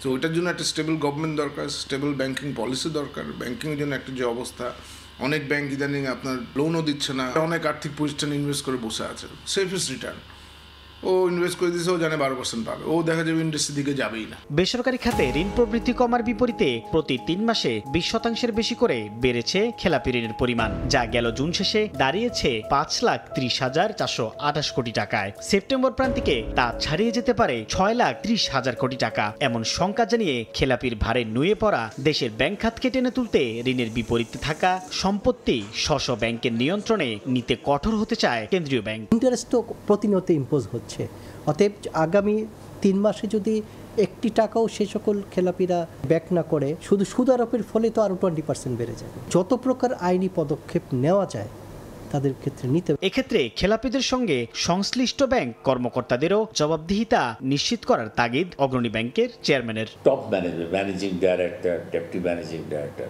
এদের অর্ডার ছাড়া নিচের লেভেল লোন দিতে পারে না। যতক্ষণ না টাকা ফেরত না দিবে ততক্ষণ জেলে তাকে থাকার কথা। এগুলি তো বলা আছে, কিন্তু ওই ফাঁক ফোকরা বেরিয়ে যায়। খেলাপি আদায় আর বিনিয়োগ বৃদ্ধিতে অন্তর্বর্তী সরকারের সদিচ্ছার অভাব দেখছেন না অর্থনীতিবিদরা। তবে সমন্বয়হীনতায় সুফল মিলছে না বলে মত তাদের। এটা কিন্তু ক্রমাগতভাবে ব্যাংকগুলোর যে কার্যক্ষমতা এটা ক্রমাগত সংকুচিত করছে।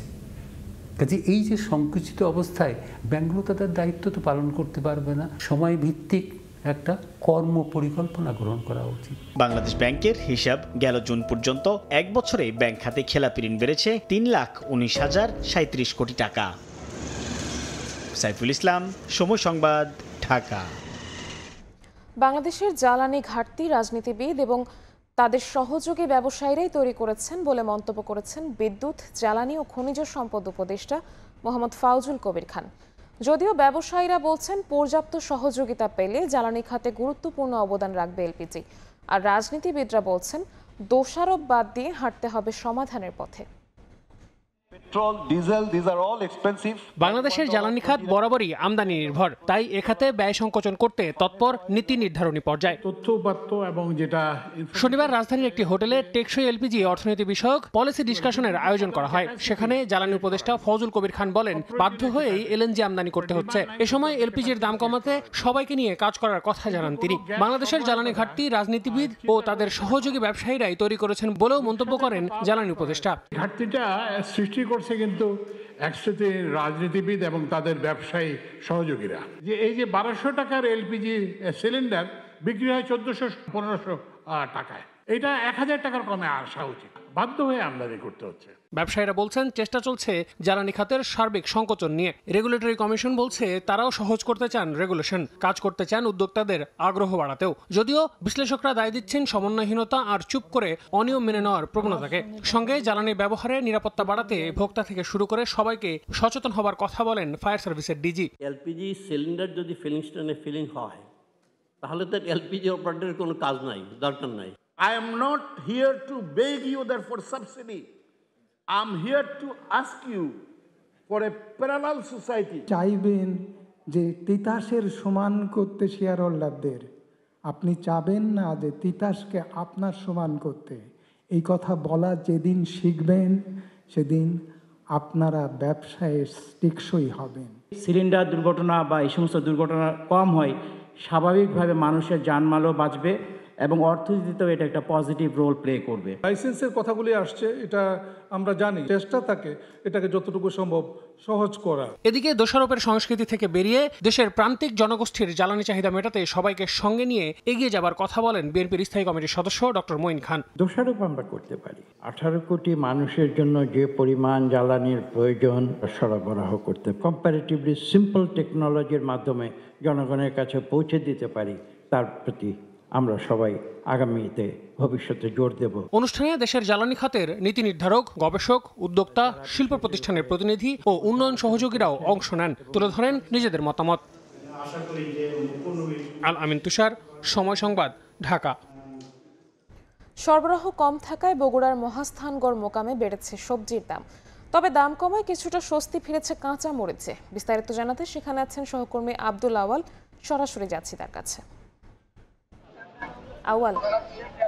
আগাম জাতের শীতকালীন সবজির সরবরাহ স্বাভাবিক না হয় দেশের অন্যতম সবচেয়ে বড় যে সবজির মোকাম বগুড়ার মহাস্থান গড়ে কিন্তু আসলে শীতকালীন যেই সবজির দামগুলো রয়েছে সেগুলো কিন্তু আসলে এখনো ঊর্ধ্বমুখী রয়েছে। বিশেষ করে বগুড়ার যেই শীতকালীন যে সবজিগুলো আগাম জাতের হিসেবে সরবরাহ স্বাভাবিক হয়ে থাকে সেগুলো সরবরাহ কিন্তু একেবারেই কম বললেই চলে। যেই কচুর বই বা মিষ্টি লাউ বা মূলা বা অন্যান্য যেই মিষ্টি কুমড়া সহ অন্যান্য যেই শীতকালীন যে সবজিগুলো রয়েছে এগুলোর দাম কিন্তু কিছুটা চড়া রয়েছে। বিশেষ করে মরিচের দাম নিয়ে কিন্তু একরকমের অস্বস্তি ছিল এক সপ্তাহ আগেও, সেটি কিন্তু স্বাভাবিক পর্যায়ে আসতে শুরু করেছে। গত এক সপ্তাহের ব্যবধানে কিন্তু মরিচের দাম পাইকারিতেই আসলে 150 টাকা পর্যন্ত কমেছে এবং ভারত থেকে আসলে মরিচের সরবরাহ স্বাভাবিক হয় কিন্তু এই দাম নিয়ন্ত্রণে এসেছে বলে এখানে যারা পাইকাররা রয়েছেন তারা আমাদেরকে জানিয়েছেন।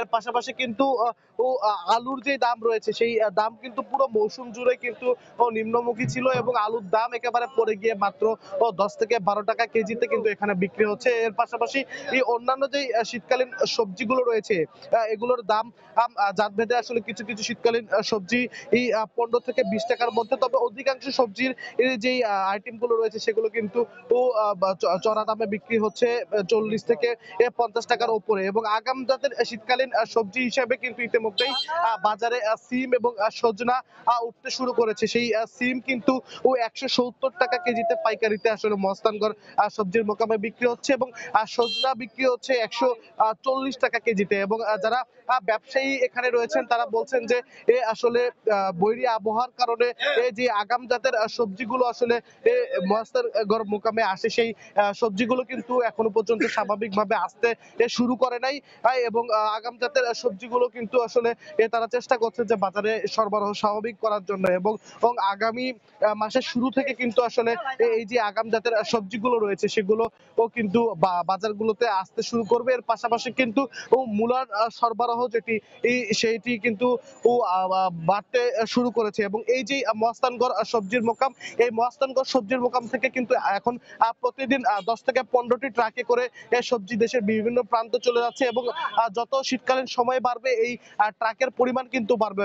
এক সময় কিন্তু 50 থেকে 70টি পর্যন্ত ট্রাকে করে সবজিগুলো দেশের বিভিন্ন প্রান্তে চলে যাবে। তো বগুড়ার সবজির মহাস্থানগড় মোকাম থেকে এই ছিল আমার কাছে সর্বশেষ। বগুড়া থেকে সরাসরি যুক্ত হয়েছিলেন সহকর্মী আব্দুল আওয়াল। ভোরের সময় আরও থাকছে। যুদ্ধবিরতির ঘোষণায় একদিনে গাজায় ফিরেছে 50,000 বাসিন্দা। ত্রাণ সরবরাহ স্বাভাবিক না হলে দুর্ভিক্ষ চরম হওয়ার শঙ্কা। শান্তি সম্মেলনে সীমান্ত সড়ক নির্মিত হলেও মিলছে না সুফল। দুর্ভোগ লাঘবে ব্যবস্থা নেওয়ার আশ্বাস কর্তৃপক্ষের। হোসেন আলীর ছবিতে উবায়দুল হকের রিপোর্ট। রশি টেনে চলছে নৌকা, আতঙ্কে নদী পার হচ্ছেন বাসিন্দারা। ময়মনসিংহের সীমান্তবর্তী উপজেলা ধোবাউড়ার ভূঁইয়াপাড়া এলাকার মানুষের একমাত্র ভরসা এই রশি টানা নৌকা। নেতাই নদীর উপর সেতু না থাকায় বছরের পর বছর এভাবেই ঝুঁকি নিয়ে প্রতিদিন পারাপার করছেন হাজারো মানুষ। অথচ ভারতীয় সীমান্ত সংলগ্ন সীমান্ত সড়কের ৪২ কিলোমিটার পড়েছে ময়মনসিংহের হালুয়াঘাট ও ধোবাউড়া উপজেলা অংশে। কিন্তু সেতু না থাকায় সড়কের সুফল মিলছে না স্থানীয়দের। ভূঁইয়াপাড়ায় এসে যানবাহনের গতিপথ পাল্টে ধোবাউড়া সদর হয়ে ২০ কিলোমিটার ঘুরে উঠতে হয় সীমান্ত সড়কে। এতে বেড়েছে ভোগান্তি। নৌকা দিয়ে পারান লাগে, এটা একটা ঝামেলা না বাচ্চা টাচ্চা নিয়ে। প্রতিদিনই একটা দুইটা পন্ডার নৌকা থেকে পড়ে গেলে আমরা গিয়ে উদ্ধার করি। ঘন্টার পর ঘন্টা দাঁড়ায় দেওয়া লাগে নৌকার জন্য। আমার কষ্ট কেউ দেখে না তো। ফসল যে করি ফসল তো লয়ে যাইতারি না, এই জায়গাটা জায়গাতেই তাহে। এখানে কিছু শিক্ষার্থীরা আছে আপনি বছরের ভিতর 6 মাসই স্কুলে যেতে পারে না। এই একটা ব্রিজ হইলে সবার জন্যই ভালো। আমি যে মাঝি, আমার এই মাঝির দরকার না, আমি ব্রিজ চাই। দুর্ভোগ লাঘবে শিগগিরই ব্যবস্থা নেওয়ার আশ্বাস সড়ক বিভাগ ও জেলা প্রশাসনের। সেতুটি নির্মাণের লক্ষ্যে একটা হাইড্রোমরফোলজি স্টাডি এবং ফিজিবিলিটি স্টাডি ইতিমধ্যে চলমান আছে। বিষয়টা নিয়ে বিভাগীয় কমিটির মিটিংয়ে আমরা এটা উপস্থাপন করেছি এবং সেখানে আপনার রোডস বা এলজিডি ওনারাও কিন্তু কাজ করছেন। আশা করছি এটা খুব দ্রুত হয়ে যাবে। নেতাই নদীর দুই পাশে রয়েছে নেত্রকোনার দুর্গাপুরের বিজয়পুর ও ময়মনসিংহের হালুয়াঘাটের গাবড়াখালী গারো পাহাড় পর্যটন কেন্দ্র। সেতু না থাকায় বিপাকে পড়েন পর্যটকরাও। ওবায়দুল হক, সময় সংবাদ, ময়মনসিংহ। বেহাল দশা জামালপুর পৌরসভার বেশিরভাগ সড়কের। কাঁদা আর খানাখন্দে চলাচল অনুপযোগী হয়ে পড়ায় চরম দুর্ভোগে বাসিন্দারা। পৌর প্রশাসক বলছেন, এরই মধ্যে সড়কগুলো সংস্কারে প্রাক্কলন তৈরির জন্য নির্দেশনা দেওয়া হয়েছে। জাহাঙ্গীর আলমের পাঠানো তথ্য ও আবুল কালাম আজাদের ছবি নিয়ে রিপোর্ট। খানাখন্দে ভরে গেছে পুরো সড়ক, বৃষ্টিতে সৃষ্টি হয়েছে জলাবদ্ধতা।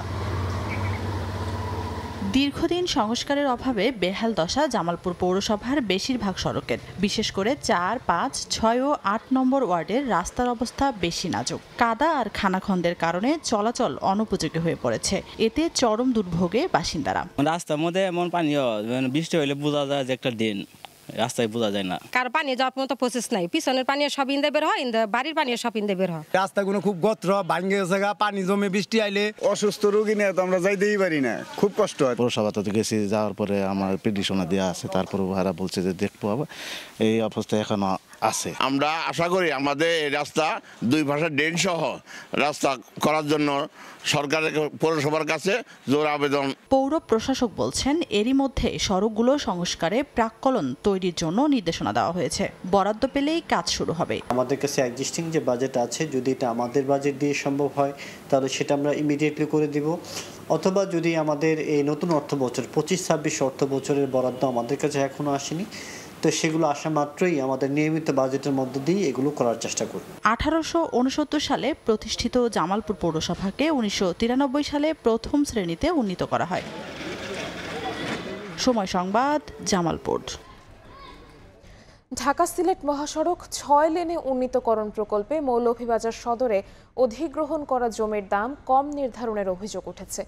স্থানীয়রা বলছেন, প্রতি শতক জমির দাম নির্ধারণ করা হয়েছে 5,21,000 টাকা, যার বর্তমান বাজার মূল্য 15 থেকে 20 লাখ টাকা। জমির দাম পুনর্নির্ধারণের দাবিতে জেলা প্রশাসক বরাবরে লিখিত আবেদন করেছেন তারা। অভিযোগের প্রেক্ষিতে তদন্তের আশ্বাস জেলা প্রশাসকের।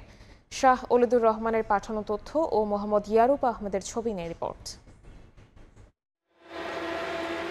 ঢাকা সিলেট মহাসড়ক 6 লেনে উন্নীতকরণ প্রকল্পে মৌলভীবাজার সদরের ব্রাহ্মণগাঁও মৌজার প্রায় 8 একর জমি অধিগ্রহণ করা হয়। সম্প্রতি অধিগ্রহণ শাখা জমির মালিকদের টাকা নিতে নোটিশ দেয়। স্থানীয়রা বলছেন, প্রতি শতক জমির দাম নির্ধারণ করা হয়েছে 5,21,000 টাকা, যার বর্তমান বাজার মূল্য 15 থেকে 20 লাখ টাকা। এছাড়াও ভিটা শ্রেণীর প্রতি শতাংশ জমির দাম রয়েছে প্রায় 7.5 লাখ টাকা। বিধি অনুসারে যার দাম দাঁড়ায় 22.5 লাখ টাকা। নোটিশে ক্ষুব্ধ এলাকাবাসী। জমির দাম পুনর্নির্ধারণের দাবিতে জেলা প্রশাসক বরাবরে লিখিত আবেদন করেছেন তারা। জমির যে দাম দেওয়া হয়েছে তা কোনো অবস্থাতেই এটা প্রযোজ্য নয়। আমার এটা শেষ সম্বল, বুঝছেন, আমি অসুস্থ মানুষ, আমি কোথায় যাইব? এই যে যে পয়সাগুলা দেয় এই পয়সায় গিয়া আমার অন্যা দেশের উন্নয়নের স্বার্থে আমরা রাজি আছি, আমরা বাড়িঘর সব নিয়ে গিয়ে, কিন্তু উচিত মূল্যটা আমরা দেন না এখন। অভিযোগের প্রেক্ষিতে তদন্তের আশ্বাস জেলা প্রশাসকের। তারা আমার কাছে একটা অভিযোগ দিচ্ছে যে তাদের হচ্ছে যে বাস্তবে যে মূল্য তার থেকে কম মূল্য নির্ধারণ করা হয়েছে। এ বিষয়ে আমাদের অতিরিক্ত জেলা প্রশাসক যিনি রাজস্ব আছেন তিনি সরেজমিনে এবং কাগজপত্র দেখে তিনি হচ্ছে তাকে প্রতিবেদন দিতে বলা হয়েছে, তিনি প্রতিবেদন দেবেন। অধিগ্রহণ করা ৮ একর জমিতে ৩ শতাধিক পরিবারের বসতভিটা ও ব্যবসা প্রতিষ্ঠান রয়েছে। সময় সংবাদ, মৌলভীবাজার। সিলেট নগরীতে সড়ক ও জনপথ বিভাগের ৫৬ কিলোমিটার সড়ক ও মহাসড়ক রয়েছে। খানাখন্দে ভরা এই সড়কগুলোর বেহাল দশায় চরম ভোগান্তিতে নগরবাসী। সড়কগুলোর মালিকানা নিয়ে সিটি কর্পোরেশন ও সড়ক ও জনপথ বিভাগের মধ্যে চিঠি চালাচালি চলছে, তবে সিদ্ধান্ত নেওয়া সম্ভব না হওয়ায় হচ্ছে না উন্নয়ন কাজ। তবে সংশ্লিষ্টরা বলছেন সিদ্ধান্ত নিতে হবে উচ্চ পর্যায়ে। ইকরামুল কবিরের প্রতিবেদন, ছবি তুলেছেন নৌশাদ আহমদ চৌধুরী। এই হাল সিলেটের একমাত্র ভিআইপি সড়কের আম্বরখানা পয়েন্ট উসমানী আন্তর্জাতিক বিমানবন্দর থেকে সিলেট নগরীতে প্রবেশের এই সড়কটি সড়ক ও জনপথ বিভাগের। সড়ক ভেঙে চৌচির নগরের ব্যস্ততম সড়কের এই হালে বিক্ষুব্ধ নগরবাসী। এভাবে চললে তো হবে না। আমাদের সিলেটের যে এটা ভিআইপি রোড, এটাকে আমাদের প্রশাসনের দৃষ্টি আকর্ষণ করছি যে এই রোডটাকে একটু দেখে শুনে ভালোভাবে কাজটা করানো। খানাখন্দে ভরা সড়কগুলো চলাচলে অনুপযোগী হয়ে পড়েছে। রোগী বহনকারী অ্যাম্বুলেন্স কিংবা দূরপাল্লার যাত্রীদের ভোগান্তির শেষ নেই। নগরীর প্রধান সড়কের ৭০% সড়ক জাতীয় মহাসড়কের সঙ্গে সংযুক্ত। সাবেক মেয়র জানান, দীর্ঘদিন চেষ্টা করে সড়ক ও জনপথ বিভাগের ৫৬ কিলোমিটার সড়ক সিটির আওতায় আনা যায়নি। বারবার তাদের কাছে চিঠি লিখেছি, হয় তারা আমাদের কাছে হস্তান্তর করবে, এটা মেনটেন্যান্সের দায়ভার আমরা নেব, কিন্তু তারা মেনটেন্যান্সও করে না, তারা এটা হস্তান্তরও করে না। সড়ক ও জনপথ বিভাগের সিলেট ঢাকা মহাসড়কের এই অংশটি সিলেট সিটি কর্পোরেশনের 25 নম্বর ওয়ার্ডের মধ্য দিয়ে চলে গিয়েছে। আশা করছিলাম আমরা রোড হইব, 1 বছর হয়েছে না এই রোড হয়েছে। রাস্তা ভাঙ্গা, আমরা গাড়ি চালাইতে অনেক কষ্ট হয়, গাড়ি নিয়ে আসলে গাড়ির অনেক ক্ষতি হয়। 10 মিনিটের জায়গা দেখা যায় 20 মিনিট লাগে। নগরবাসীর দুর্ভোগ লাগবে। নগরের ভেতরে 22 কিলোমিটার রাস্তা সড়ক ও জনপথ বিভাগ থেকে অনাপত্তিপত্র বা এনওসি নিয়ে সিটি কর্পোরেশন সংস্কার করেছিল। এনওসি নিয়ে সংস্কার একবারের জন্য হয়ে থাকে, এই নিয়ে ঝামেলারও শেষ নেই। একজনের সড়কে আরেকজন কাজ করলে ওইটা অডিটে একটু প্রবলেম হয়, হয়তো বা দেখা যাবে যে রোডস কাজ করেছে সিটি কর্পোরেশন ওই কাজের বিল করে ফেললো। তবে সড়ক ও জনপথ বিভাগ বলছে নগরের মধ্য দিয়ে বিস্তৃত ৫৬ কিলোমিটার সড়কের মালিকানা হস্তান্তরের বিষয় নিয়ে সম্প্রতি একাধিকবার সভা হয়েছে। শিগগিরই সিদ্ধান্তে আসা সম্ভব হবে বলে জানান নির্বাহী প্রকৌশলী। মালিকানা বিষয়ে একটা সভা করেছি এবং যে পাবলিক সাফারিংস হচ্ছে এইটার বিষয়ে আমরা সভা করেছি এবং আমরা আশা করছি খুব শীঘ্রই যে মালিকানা বিষয়ে আমরা একটা দিক নির্দেশনা আমরা দিতে পারবো। সিলেট 0 পয়েন্ট থেকে সিলেট ঢাকা, সিলেট তামাবিল, সিলেট সুনামগঞ্জ এবং সিলেট বিমানবন্দর সড়কের ৫৬ কিলোমিটার সড়ক ও জনপথ বিভাগের মালিকানাধীন। ইকরামুল কবির, সময় সংবাদ, সিলেট। বাগেরহাটে সাংবাদিক ASM হায়াতুদ্দিনকে হত্যার প্রতিবাদে সাতক্ষীরায় মানববন্ধন ও বিক্ষোভ সমাবেশ হয়েছে। শনিবার সকালে শহরের নিউ মার্কেটের শহীদ আলাউদ্দিন চত্বরে প্রেস ক্লাবের সামনে এই কর্মসূচি অনুষ্ঠিত হয়। এতে জেলায় কর্মরত বিভিন্ন গণমাধ্যম কর্মীরা উপস্থিত ছিলেন। বক্তারা সাংবাদিকদের নিরাপত্তা নিশ্চিতের পাশাপাশি ASM হায়াতুদ্দিনের হত্যাকারীদের দৃষ্টান্তমূলক শাস্তির দাবি জানান। ভোরের সময় এ ছিল আমার কাছে। পরবর্তী সংবাদগুলো জানাতে সঙ্গে থাকবেন সহকর্মী সাদিক হাসান ইমন। ধন্যবাদ শবনম নিবিড়। পরবর্তী সংবাদগুলো নিয়ে আসছি কিছুক্ষণ পরে। দেখছেন ভোরের সময়, সঙ্গেই থাকুন। ফের রক্তক্ষয়ী সংঘর্ষ। শনিবার গভীর রাতে আফগান তালেবানদের আকস্মিক হামলায় একাধিক পোস্ট লক্ষ্যবস্তু হলে পাল্টা জবাব দেয় পাকিস্তান সেনা। ভারী অস্ত্র, ট্যাঙ্ক এমনকি ড্রোন ব্যবহার করে তীব্র প্রতিরোধ গড়ে তোলে ইসলামাবাদ। এদিকে আফগানিস্তানের মাটি ব্যবহার করে ভারত হামলা চালাচ্ছে বলে অভিযোগ করেছে পাকিস্তান সেনাবাহিনী।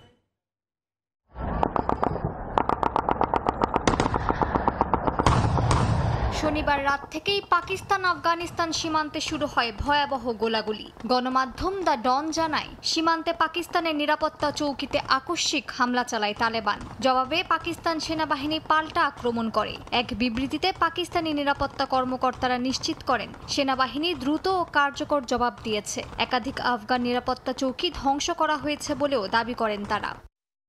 নিরাপত্তা সূত্রের বরাত দিয়ে ডনের প্রতিবেদনে জানানো হয়, পাকিস্তানের পাল্টা হামলায় আফগানিস্তানের একাধিক সীমান্ত চৌকি ও সশস্ত্র অবস্থানের বড় ধরনের ক্ষয়ক্ষতি হয়েছে। পাকিস্তান সেনাবাহিনী ভারী কামান, ট্যাঙ্ক সহ হালকা ও ভারী অস্ত্র ব্যবহার করেছে। আফগান সেনাদের উল্লেখযোগ্য ক্ষয়ক্ষতি হয়েছে বলে জানিয়েছে ইসলামাবাদের গোয়েন্দা সূত্র। এদিকে আফগানিস্তানের সরকারের অভিযোগ, বৃহস্পতিবার রাতে পাকিস্তান তাদের রাজধানী কাবুলে বিমান হামলা চালিয়েছে। এর প্রতিশোধ নিতেই শনিবার আফগান সামরিক বাহিনী পাকিস্তানের সামরিক ঘাঁটি লক্ষ্য করে পাল্টা হামলা শুরু করে। এদিকে দুই পক্ষকে সংযম দেখানোর আহ্বান জানিয়েছে ইরান, কাতার ও সৌদি আরবের পররাষ্ট্র দফতর। আফগানিস্তানকে অপারেশন বেস হিসেবে ব্যবহার করে ভারতের বিরুদ্ধে পাকিস্তানের সন্ত্রাসী তৎপরতা চালানোর অভিযোগ করেছে ইসলামাবাদ। পাকিস্তানের সেনাবাহিনীর মুখপাত্র আহমেদ শরীফ চৌধুরী অভিযোগ করেন, ভারত আফগানিস্তানের মাটি ব্যবহার করছে পাকিস্তানে হামলার জন্য, এমনকি সন্ত্রাসীদের উন্নত অস্ত্র সরবরাহ করছে, যার কারণে সন্ত্রাস বিরোধী অভিযান বাধাগ্রস্ত হচ্ছে। মালিহা সুহরওয়ার্দী, সময় সংবাদ। গাজা শান্তি সম্মেলনের সহ সভাপতিত্ব করবেন মিশরের president Abdel Fattah al Sisi ও মার্কিন প্রেসিডেন্ট ডোনাল্ড ট্রাম্প। তবে এতে যোগ দেবে না হামাস। এদিকে যুদ্ধবিরতির ঘোষণায় গাজায় একদিনে ফিরেছেন প্রায় 50,000 বাসিন্দা। তবে দুর্ভিক্ষ থেকে রেহাই পেতে উপত্যকাটিতে প্রতি মাসে 62,000 মেট্রিক টন ত্রাণের প্রয়োজন বলে জানিয়েছে বিশ্ব খাদ্য কর্মসূচি। যুদ্ধবিরতির ঘোষণার পর গাজায় ফিরতে শুরু করেছেন বাস্তুচ্যুত বাসিন্দারা। একদিনে উপত্যকাটিতে ফিরেছেন প্রায় 50,000 মানুষ। ধ্বংসস্তূপে পরিণত শহরে ফিরে অনেকে হতবাক ধ্বংসযজ্ঞ দেখে, কেউ আবার স্বস্তি পেয়েছেন নিজের ঘর এখনো টিকে থাকার খবরে। যুদ্ধবিরতির চুক্তি অনুযায়ী প্রথম ধাপে শহরে অঞ্চল থেকে সরে দাঁড়িয়েছে ইসরায়েলি বাহিনী, যদিও এখনো প্রায় অর্ধেক ভূখণ্ডে অবস্থান করছেন তারা। বিশ্ব খাদ্য কর্মসূচি জানিয়েছে, গাজায় প্রতি মাসে কমপক্ষে 62,000 মেট্রিক টন ত্রাণ প্রবেশের সুযোগ দিতে হবে, না হলে দুর্ভিক্ষ আরও ভয়াবহ হবে। হামাস জানিয়েছে, তারা মিত্র দেশগুলোর সঙ্গে সমন্বয় করে সাহায্য পৌঁছানোর কাজ চালিয়ে যাচ্ছে। আগামী সোমবার মিশরের শারম আল শেখে বসবে গাজা শান্তি সম্মেলন। এতে সহসভাপতিত্ব করবেন মিশর ও যুক্তরাষ্ট্রের প্রেসিডেন্ট। এর মধ্যে অংশগ্রহণ নিশ্চিত করেছে 20টিরও বেশি দেশের নেতা, যাদের মধ্যে আছে ফ্রান্স, জার্মানি, ইতালি, কাতার, সৌদি আরব, সংযুক্ত আরব আমিরাত ও তুরস্কের শীর্ষ নেতৃত্ব। তবে চুক্তি স্বাক্ষর অনুষ্ঠানে অংশ নেবে না হামাস। সংগঠনটি জানায়, কেবল মধ্যস্থতাকারী ও যুক্তরাষ্ট্র, ইসরায়েলের কর্মকর্তারাই থাকবেন অনুষ্ঠানে। এদিন তেল আবিবের সেবা মেডিকেল সেন্টার পরিদর্শন করেন ইসরায়েলের প্রধানমন্ত্রী বিনিয়ামিন নেতানিয়াহু। সেখানে মুক্ত হওয়া বন্দীদের চিকিৎসা ও পুনর্বাসনের প্রস্তুতি চলছে। চুক্তির আওতায় সোমবারের মধ্যে বন্দী বিনিময় করবে হামাস ইসরায়েল। শনিবার রাজধানী তেল আবিবের হোস্টেজ স্কয়ারে আনন্দ উল্লাসে মেতে ওঠেন হাজার হাজার ইসরায়েলি। ট্রাম্পকে ধন্যবাদ জানিয়ে বিভিন্ন স্লোগান দেন তারা। মঞ্চে বক্তব্য দেন মার্কিন প্রেসিডেন্ট ডোনাল্ড ট্রাম্পের জামাতা জ্যারেড কুশনার, কন্যা ইভাঙ্কা ট্রাম্প ও মার্কিন মধ্যপ্রাচ্য বিষয়ক দূত স্টিভ উইটকফ। তবে উইটকফ নেতানিয়াহুর নাম নেওয়ার সঙ্গে সঙ্গেই প্রতিবাদ করেন অনুষ্ঠানে উপস্থিত ইসরায়েলিরা। মালিহা সুহরওয়ার্দী, সময় সংবাদ। গাজায় যুদ্ধবিরতি কার্যকর হওয়ার পরই উপত্যকার রাস্তায় নিরাপত্তা বজায় রাখতে মোতায়েন করা হয়েছে হামাস পরিচালিত পুলিশ বাহিনী। বিভিন্ন সড়কে তাদের টহল দিতে দেখা গেছে। স্থানীয়রা পুলিশের এই উপস্থিতিকে স্বাগত জানিয়েছেন। গাজা উপত্যকার বিভিন্ন এলাকা থেকে সরে গেছে দখলদার বাহিনী। সেসব এলাকায় নিরাপত্তা নিশ্চিতে মোতায়েন করা হয়েছে হামাস পরিচালিত পুলিশ বাহিনী। বিশেষ করে যেসব এলাকা ইসরায়েলি দখলে নেই, সেগুলোতে পুলিশের উপস্থিতি ছিল অনেক। উপত্যকার বাজার এবং গুরুত্বপূর্ণ মোড়গুলোতে এই বাহিনীর সদস্যরা টহল দিচ্ছেন, কড়া নজর রাখছেন আইন শৃঙ্খলা পরিস্থিতির ওপর। পুলিশের এই পদক্ষেপকে স্থানীয় ফিলিস্তিনিরা উষ্ণ অভ্যর্থনা জানিয়েছেন। যুদ্ধবিধ্বস্ত অঞ্চলে নিরাপদ বোধ করছেন বলেও জানান তারা। স্বরাষ্ট্র মন্ত্রণালয় পরিচালিত বাহিনী গাজা উপত্যকা জুড়ে পুরোপুরি মোতায়েন করা হচ্ছে, যে অঞ্চলগুলো দখলদারিত্বের নিয়ন্ত্রণে নেই। নাগরিকদের নিরাপত্তার জন্য সবচেয়ে বেশি মোতায়েন করা হয়েছে মোড়গুলোতে এবং বাজারগুলোতে, যাতে শোকাহত মানুষজন অনুভব করতে পারে যেখানে আইন আছে এবং কেউই আইনের ঊর্ধ্বে নয়। সড়কে হামাসের পুলিশ মোতায়েনকে স্বাগত জানিয়েছেন সাধারণ মানুষ, তাদের পাশে থাকার জন্য এবং যারা চোরদের বিরুদ্ধে রুখে দাঁড়ানোর জন্য বলেছে। যদিও তাদের সংখ্যা সামান্যই, কিন্তু এই উপস্থিতি জনগণের মধ্যে আশ্বাসের একটি চেতনা জাগিয়ে তোলে। ইসরায়েলি বাহিনী সরে যাওয়ার পরই হামাসকে 72 ঘন্টার মধ্যে জীবিত জিম্মিদের মুক্তি দেওয়ার জন্য সময় বেঁধে দেওয়া হয়েছে। চুক্তির শর্তানুযায়ী জিম্মিদের হস্তান্তরের পর ইসরায়েলের কারাগারে থাকা নির্দিষ্ট সংখ্যক ফিলিস্তিনি বন্দীকে মুক্তি দেবে। সাদিয়া তাসনিম। রাশিয়ার হামলায় আবারও অন্ধকারে কিয়েভ সহ ইউক্রেনের বিভিন্ন অঞ্চল। দক্ষিণাঞ্চলের ওডেসায় রুশ ড্রোন হামলায় 5 জন নিহত হয়েছেন, আহত হয়েছেন 17 জন। এমন পরিস্থিতিতে গাজার মতো ইউক্রেন যুদ্ধ অবসানে মার্কিন প্রেসিডেন্টের কাছে অনুরোধ করেছেন ইউক্রেনের প্রেসিডেন্ট ভলোদিমির জেলেনস্কি। এদিকে রাশিয়ার সীমান্তের কাছাকাছি 12 ঘন্টা ধরে টহল দিয়েছে যুক্তরাজ্য, যুক্তরাষ্ট্র ও ন্যাটোর বিমান বাহিনী। শীত সামনে রেখে ইউক্রেনের জ্বালানি অবকাঠামোতে একের পর এক হামলা চালিয়ে যাচ্ছে রাশিয়া। স্থানীয় সময় শনিবার রাজধানী কিয়েভের বিদ্যুৎ কেন্দ্রে ভয়াবহ ড্রোন হামলা চালায় রুশ বিমান বাহিনী। এতে বিদ্যুৎ বিচ্ছিন্ন হয়ে পড়ে রাজধানী সহ 9টি অঞ্চল। চেরনিহিভ অঞ্চলে একটি বিদ্যুৎ সংস্থার গাড়িবহরে ড্রোন হামলায় আগুন ধরে যায়, বেশ কয়েকজন হতাহত হন। ঘটনাস্থলে পৌঁছানো দমকল কর্মীদের ওপরও রাশিয়া হামলা চালায় বলে অভিযোগ করেছে ইউক্রেনীয় কর্তৃপক্ষ। Donetsk, Kharkiv, Kherson, Sumy, Zaporizhzhia সহ সমগ্র ইউক্রেনে একদিনে 78টি শাহেদ ড্রোন দিয়ে হামলা চালায় মস্কো। এসব হামলায় জ্বালানি স্থাপনা ও আবাসিক ভবন ক্ষতিগ্রস্ত হয়। গ্রিড এখনও অস্থিতিশীল থাকায় সতর্ক অবস্থানে আছে জ্বালানি কর্তৃপক্ষ। এদিকে রাশিয়া সীমান্তের কাছাকাছি 12 ঘন্টার ন্যাটো টহল মিশনে অংশ নিয়েছে যুক্তরাজ্যের রয়্যাল এয়ার ফোর্সের 2টি যুদ্ধবিমান আর এএফ এর RC-135 রিভেট জয়েন্ট নজরদারি জেট ও P-8A পোসাইডন মেরিটাইম পেট্রোল বিমান আর্কটিক অঞ্চল থেকে বেলারুশ ও ইউক্রেনের আকাশসীমা বরাবর টহল দেয়। তাদের সহায়তায় ছিল মার্কিন বিমান বাহিনীর একটি KC-135 রিফুয়েলিং জেট। এদিন মার্কিন প্রেসিডেন্ট ডোনাল্ড ট্রাম্পের সঙ্গে ফোনে কথা বলেন ইউক্রেনের প্রেসিডেন্ট ভলোদিমির জেলেনস্কি। মধ্যপ্রাচ্যে ইসরায়েল হামাস যুদ্ধবিরতি সফল করার পর এবার ইউক্রেনের শান্তি প্রতিষ্ঠার জন্য ট্রাম্পের কাছে অনুরোধ করেন জেলেনস্কি। ফোন আলাপে তিনি ইউক্রেনের বিমান প্রতিরক্ষা ব্যবস্থা জোরদারে সহায়তারও অনুরোধ জানান। এদিকে রাশিয়ার সঙ্গে সম্পর্ক আরও গভীর করছে উত্তর কোরিয়া। রুশ নিরাপত্তা পরিষদের উপপ্রধান দিমিত্রি মেদভেদেভের সঙ্গে বৈঠকে উত্তর কোরিয়ার সর্বোচ্চ নেতা কিম জং উন বলেন, রাশিয়ার সঙ্গে কৌশলগত জোট ভবিষ্যতে আরও শক্তিশালী হবে। মালিহা সুহরওয়ার্দী, সময় সংবাদ। ইসরায়েলের সঙ্গে কোনো পরিস্থিতিতেই সম্পর্ক স্বাভাবিক করবে না ইরান। মার্কিন প্রেসিডেন্টের এমন প্রস্তাবকে অবাস্তব কল্পনা আখ্যা দিয়েছেন ইরানের পররাষ্ট্রমন্ত্রী আব্বাস আরাকচি। এদিকে ইরানের জ্বালানি রফতানি নেটওয়ার্ক ভেঙে দিতে বড় ধরনের পদক্ষেপ নিয়েছে যুক্তরাষ্ট্র। ইরানের পেট্রোলিয়াম ও এলপিজি রফতানিতে সহায়তার অভিযোগে 50টিরও বেশি প্রতিষ্ঠান ব্যক্তি ও জাহাজকে নিষেধাজ্ঞার আওতায় এনেছে দেশটি। এর মধ্যে পরমাণু ইস্যুতে ইরানের সঙ্গে আলোচনায় ফিরতে চেয়েছে যুক্তরাজ্য, ফ্রান্স ও জার্মানি।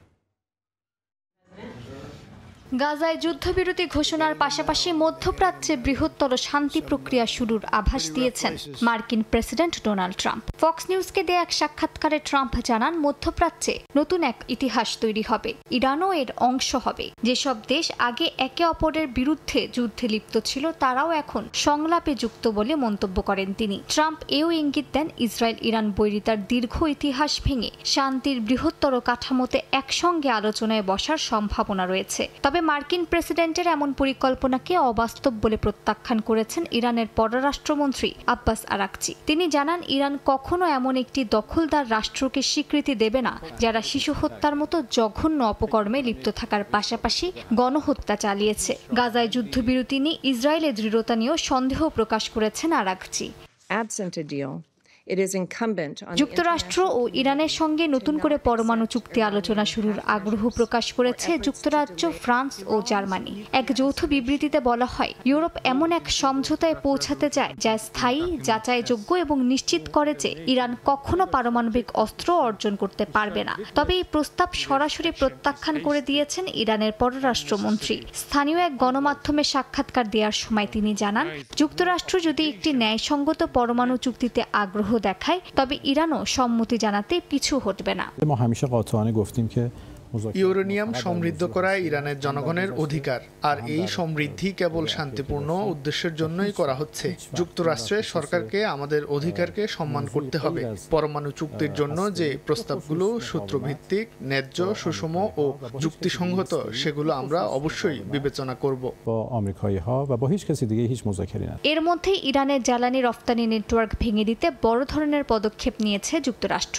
দেশটির পেট্রোলিয়াম ও তরলীকৃত পেট্রোলিয়াম গ্যাস রফতানিতে সহায়তার অভিযোগে 50টিরও বেশি প্রতিষ্ঠান, ব্যক্তি ও জাহাজকে নিষেধাজ্ঞার আওতায় এনেছে ওয়াশিংটন। মার্কিন পররাষ্ট্র দফতর জানিয়েছে, ক্ষতিকর কার্যকলাপ পরিচালনার জন্য তেহরান যে তহবিল ব্যবহার করে তা বন্ধ করতে এই নিষেধাজ্ঞা আরোপ করা হয়েছে।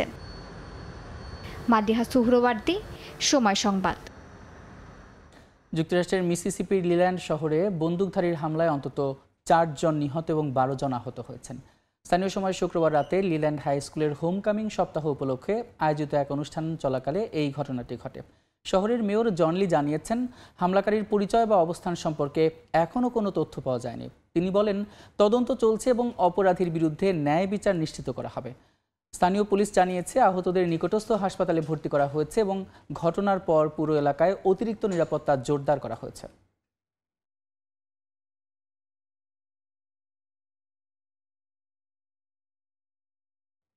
দেখা দিয়েছে বন্যা ও ভূমিধস, এটা মেক্সিকোতে দেখা দিয়েছে এবং এতে মৃতের সংখ্যা বেড়ে দাঁড়িয়েছে 28 জনে। সবচেয়ে বেশি ক্ষতিগ্রস্ত হয়েছে হিদালগো প্রদেশ, যেখানে 16 জনের মরদেহ উদ্ধার করা হয়েছে। এছাড়া ক্ষতিগ্রস্ত হয়েছে 5000-এর বেশি ঘরবাড়ি ও শতাধিক হাসপাতাল, শিক্ষা প্রতিষ্ঠান। অন্যদিকে স্পেনে ঝড় এলিসের আঘাতে বন্যা পরিস্থিতির সৃষ্টি হয়েছে। মুর্সিয়া ও ভ্যালেন্সিয়া এলাকায় জারি করা হয়েছে রেড অ্যালার্ট। অন্যদিকে নেপালেও টানা বর্ষণে সৃষ্ট বন্যায় ডুবে গেছে গ্রামাঞ্চল। কয়েকদিনে টানা ভারী বৃষ্টিতে বিপর্যস্ত হয়ে পড়েছে মেক্সিকোর পূর্বাঞ্চল। দেখা দিয়েছে ভয়াবহ বন্যা, প্রবল স্রোতে ভেসে গেছে ঘরবাড়ি, যানবাহন ও গাছপালা। বিভিন্ন স্থানে কয়েকজনের মৃত্যুর খবর পাওয়া গেছে। সবচেয়ে বেশি ক্ষতিগ্রস্ত হয়েছে হিদালগো প্রদেশ, যেখানে হতাহতের পাশাপাশি ক্ষতিগ্রস্ত হয়েছে 5000-এর বেশি ঘরবাড়ি, অর্ধশতাধিক হাসপাতাল ও 300-র বেশি স্কুল। বিদ্যুৎ বিচ্ছিন্ন অবস্থায় দিন কাটাচ্ছেন 3 লাখের বেশি বাসিন্দা। দেশটির 31টি প্রদেশে তীব্র বর্ষণ অব্যাহত থাকায় জরুরি ত্রাণ ও উদ্ধার কার্যক্রমে সেনাবাহিনীর 8000 সদস্য মোতায়েন করা হয়েছে। প্রায় 900 মানুষকে এরই মধ্যে আশ্রয়কেন্দ্রে সরিয়ে নেওয়া হয়েছে। এদিকে স্পেনে ঝড় এলিসের আঘাতে ভয়াবহ বৃষ্টিপাত ও বন্যা পরিস্থিতি তৈরি হয়েছে। দক্ষিণ পূর্বাঞ্চলের মুর্সিয়া ও ভ্যালেন্সিয়া এলাকায় জারি করা হয়েছে রেড অ্যালার্ট। স্থানীয় প্রশাসনের নির্দেশে বন্ধ করে দেওয়া হয়েছে শিক্ষা প্রতিষ্ঠান। এরই মধ্যে কয়েকটি শহরে বিমান চলাচল স্থগিত ও জনগণকে নিরাপদ স্থানে সরিয়ে নেওয়া হয়েছে। আবহাওয়া দফতর জানিয়েছে, আগামী কয়েকদিনে 250 থেকে 300 মিলিমিটার পর্যন্ত বৃষ্টিপাত হতে পারে। একই পরিস্থিতি নেপালেও। দক্ষিণাঞ্চলের মধেশ প্রদেশে টানা বৃষ্টিপাতে সৃষ্ট বন্যায় ডুবে গেছে গ্রামাঞ্চল। আন্তর্জাতিক সংস্থা ওয়ার্ল্ড ভিশন জানিয়েছে, ক্ষতিগ্রস্ত এলাকাগুলোর সবচেয়ে বিপন্ন অবস্থায় আছে শিশুরা। নিরাপদ আশ্রয়, বিশুদ্ধ পানি ও খাবারের অভাবে চরম দুর্ভোগে দিন কাটাচ্ছে স্থানীয়রা। সংস্থাটি বলছে, দ্বিতীয় বছরের মতো বন্যায় ক্ষতিগ্রস্ত এসব অঞ্চলে পুনর্বাসন কাজ দ্রুত না হলে সংকট আরও গভীর হবে। ইয়াসিন মোহাম্মদ জিসান, সময় সংবাদ। জার্মানির নতুন কঠোর অভিবাসন আইনের আওতায় বাতিল করা হলো মাত্র 3 বছরের নাগরিকত্ব পাওয়ার বিধান। অতি দ্রুত সময়ে নাগরিকত্বের আইনটি বাতিল করায় মিশ্র প্রতিক্রিয়া জানিয়েছেন প্রবাসীরা। অভিবাসন আইনটি কেন বাতিল করা হলো তা নিয়ে জার্মানি থেকে বিস্তারিত জানাচ্ছেন বিটু বড়ুয়া। ফ্রিডরিশ মেয়ার্স জার্মানির চ্যান্সেলর হিসেবে নিযুক্ত হওয়ার পর থেকেই দিন দিন কঠিন হচ্ছে দেশটির অভিবাসন প্রক্রিয়া। স্থানীয় সময় বুধবার জার্মান সংসদে বাতিল করে দেয়া হয় সাবেক চ্যান্সেলর ওলাফ শলৎস সরকারের পাশ করা সুদক্ষ বিদেশি কর্মীদের 3 বছরের মধ্যেই দ্রুত নাগরিকত্ব দেওয়ার আইন। এই বিধানে দেশটিতে আসা বিশ্বের বিভিন্ন দেশের সুদক্ষ পেশাজীবীরা, বিশেষ করে চিকিৎসক, গবেষক, তথ্য প্রযুক্তি বিশেষজ্ঞ, প্রকৌশলী সহ নানা পেশার কর্মরতদের অনেকেই অসুবিধার সম্মুখীন হতে যাচ্ছেন। আইনটি বাতিল করায় মিশ্র প্রতিক্রিয়া জানিয়েছেন দেশটিতে বসবাসরত প্রবাসীরা। জার্মান সরকার যে 3 বছরের নাগরিকত্বটা বাতিল করছে। এটা আসলে উচিত হয়নি। যারা আমার পরিচিত উচ্চশিক্ষার জন্য স্কুল ওয়ার্ক নিয়ে আসছেন, ওরা আসলে হতাশাগ্রস্ত হবে। আমি মনে করি এটা বহাল রাখা উচিত। অনেকে আছেন এখানে পাসপোর্টটা নিয়ে অন্য দেশে চলে যায়, সেই দিকে এখানে ট্যাক্স ফাঁকি দিচ্ছে, সুযোগ সুবিধাটা নিয়ে অন্য দেশে পাড়ি জমাচ্ছে, সেটা জার্মানির জন্য অনেক ক্ষতিগ্রস্ত হচ্ছে। আমাদের অনেকেই আছে 8-10 বছর জার্মানিতে আছে, এখনও সেই অনেকেই পাসপোর্ট পাচ্ছে না। যে 3 বছরে সহজে পাসপোর্ট হইলে তখন তো আর জার্মানের যেই পাসপোর্টের ভ্যালুটা সেটা সে বুঝবে না। জার্মান সরকারের সাধুবাদ জানাই যে এই আইনটা ভালোই করছে। জার্মানি আসলে এতটা সহজ না। এখানে স্টুডেন্টরা আসার পরে যে সমস্যাটা সবচেয়ে বেশি সম্মুখীন হয় সেটা হচ্ছে ভাষার জটিলতা, তারপরে ভাষা ম্যানেজ করা এখানে অনেক কঠিন। এদিকে জার্মানিতে অভিবাসন ও নাগরিকত্ব আইন কড়াকড়ির অংশ হিসেবে আবেদনকারীর কেউ যদি সন্ত্রাসী সংগঠনের সমর্থক হন, দেশবিরোধী কর্মকাণ্ডে লিপ্ত থাকেন কিংবা ইহুদি বিদ্বেষী এবং উগ্র ডানপন্থায় বিশ্বাস রাখেন, তাহলে সেসব আবেদনকারীর কাছ থেকেও জার্মান নাগরিকত্ব কেড়ে নেওয়া হবে বলে জানিয়েছে দেশটির স্বরাষ্ট্র মন্ত্রণালয়। জার্মানিতে দ্রুত নাগরিকত্ব পেয়ে বসবাস করছেন এমন সর্বোচ্চ পর্যায়ের দক্ষ পেশাজীবীদের দেশটির প্রতি আরও বেশি ইতিবাচক মনোভাব পোষণের পাশাপাশি জার্মান আইন ও সংস্কৃতির প্রতি শ্রদ্ধাশীল হওয়ার আহ্বান দেশটির অভিবাসন বিশেষজ্ঞদের। মাত্র 3 বছরেই জার্মানির নাগরিকত্ব পাওয়ার বিধানই শুধু বাতিল নয়, ভবিষ্যতে অভিবাসন আইনে আরও কড়াকড়ি আনতে যাচ্ছে ফ্রিডরিশ ম্যার্জের জোট সরকার। এর ফলে বিদেশি দক্ষ পেশাজীবীরা জার্মানির মতো এত উদারপন্থী দেশের প্রতি আগ্রহ হারাবেন বলে মনে করছেন এদেশের অভিবাসন বিশেষজ্ঞরা। জার্মানি থেকে বিটু বড়ুয়া, সময় সংবাদ। মারিয়া করিনা মাচাদোকে শান্তিতে নোবেল পুরস্কার দেওয়া নিয়ে সমালোচনা শুরু হয়েছে। তার বিরুদ্ধে গাজায় গণহত্যায় ইসরায়েলকে নৈতিক সমর্থন দেওয়ার অভিযোগ উঠেছে। সামাজিক মাধ্যমে তার পুরনো পোস্টে ইসরায়েলের সঙ্গে ঘনিষ্ঠতা প্রকাশ পাওয়ার দাবি করেছে বিভিন্ন সংগঠন। এ অবস্থায় তাকে শান্তিতে নোবেল দেওয়ার উদ্দেশ্যের সঙ্গে সঙ্গতিপূর্ণ নয় বলে দাবি তাদের। ভেনেজুয়েলায় গণতন্ত্র প্রতিষ্ঠায় এবং স্বৈর শাসনের বিরুদ্ধে লড়াইয়ের স্বীকৃতি হিসেবে শুক্রবার দেশটির বিরোধী দলীয় নেত্রী মারিয়া করিনা মাচাদোকে শান্তিতে নোবেল পুরস্কার দেওয়া হয়। প্রথমে প্রশংসার জোয়ারে ভাসলেও দীর্ঘস্থায়ী হয়নি মাচাদোর আনন্দ। 24 ঘন্টা না পেরোতেই তার নোবেল পুরস্কার পাওয়া নিয়ে সমালোচনা শুরু হয়েছে। খুঁড়ে তোলা হচ্ছে সামাজিক যোগাযোগ মাধ্যম থেকে তার পুরানো পোস্টও। সমালোচকরা বলছেন 2023 সালের 7 অক্টোবর ইসরায়েলে হামাসের রকেট হামলার পর তেল আবিবের প্রতি সহানুভূতি প্রকাশ করেছিলেন মারিয়া। বছরের পর বছর তিনি ইসরায়েলের লিকুদ পার্টির সমর্থনেও নানা পোস্ট দিয়েছেন। নরওয়ের এক আইনজীবী উল্লেখ করেন 2020 সালে দলটির সঙ্গে সহযোগিতা চুক্তিতে সই করেছিলেন এই ভেনেজুয়েলার নেত্রী। এমনকি নির্বাচনে জয়ী হলে তেল আবিব থেকে জেরুজালেমে ভেনেজুয়েলার ইসরায়েলি দূতাবাস সরিয়ে নেওয়ারও প্রতিশ্রুতি দিয়েছিলেন তিনি। ভেনেজুয়েলার সংগ্রামী ইসরায়েলের সংগ্রাম দাবি করে সামাজিক মাধ্যমে পোস্টও করেন মাচাদো। এছাড়াও ভেনেজুয়েলার প্রেসিডেন্ট নিকোলাস মাদুরোর সরকারের বিরুদ্ধে আন্দোলনে বিদেশি হস্তক্ষেপের আহ্বানও জানান সদ্য নোবেল জয়ী এই মানবাধিকার কর্মী। এই অবস্থায় অনেকেই প্রশ্ন তুলছেন তিনি আদৌ শান্তিতে নোবেল পাওয়ার যোগ্য কিনা। সমালোচকরা বলছেন এই নোবেল জয়ীর বেশ কিছু কর্মকাণ্ড পুরস্কারটির উদ্দেশ্যের সঙ্গে সঙ্গতিপূর্ণ নয়। এই অবস্থায় যারা যুদ্ধ বন্ধে বা যুদ্ধ চলাকালীন জীবন বাজি রেখে মানুষের পাশে গিয়ে দাঁড়িয়েছে এমন কাউকে নোবেল দেওয়ার দাবি জানিয়েছে council of American Islamic relations. Nobel কমিটিকে তাদের সিদ্ধান্ত পুনর্বিবেচনার আহ্বান জানান তারা। সাদিয়া তাসনিম, সময় সংবাদ।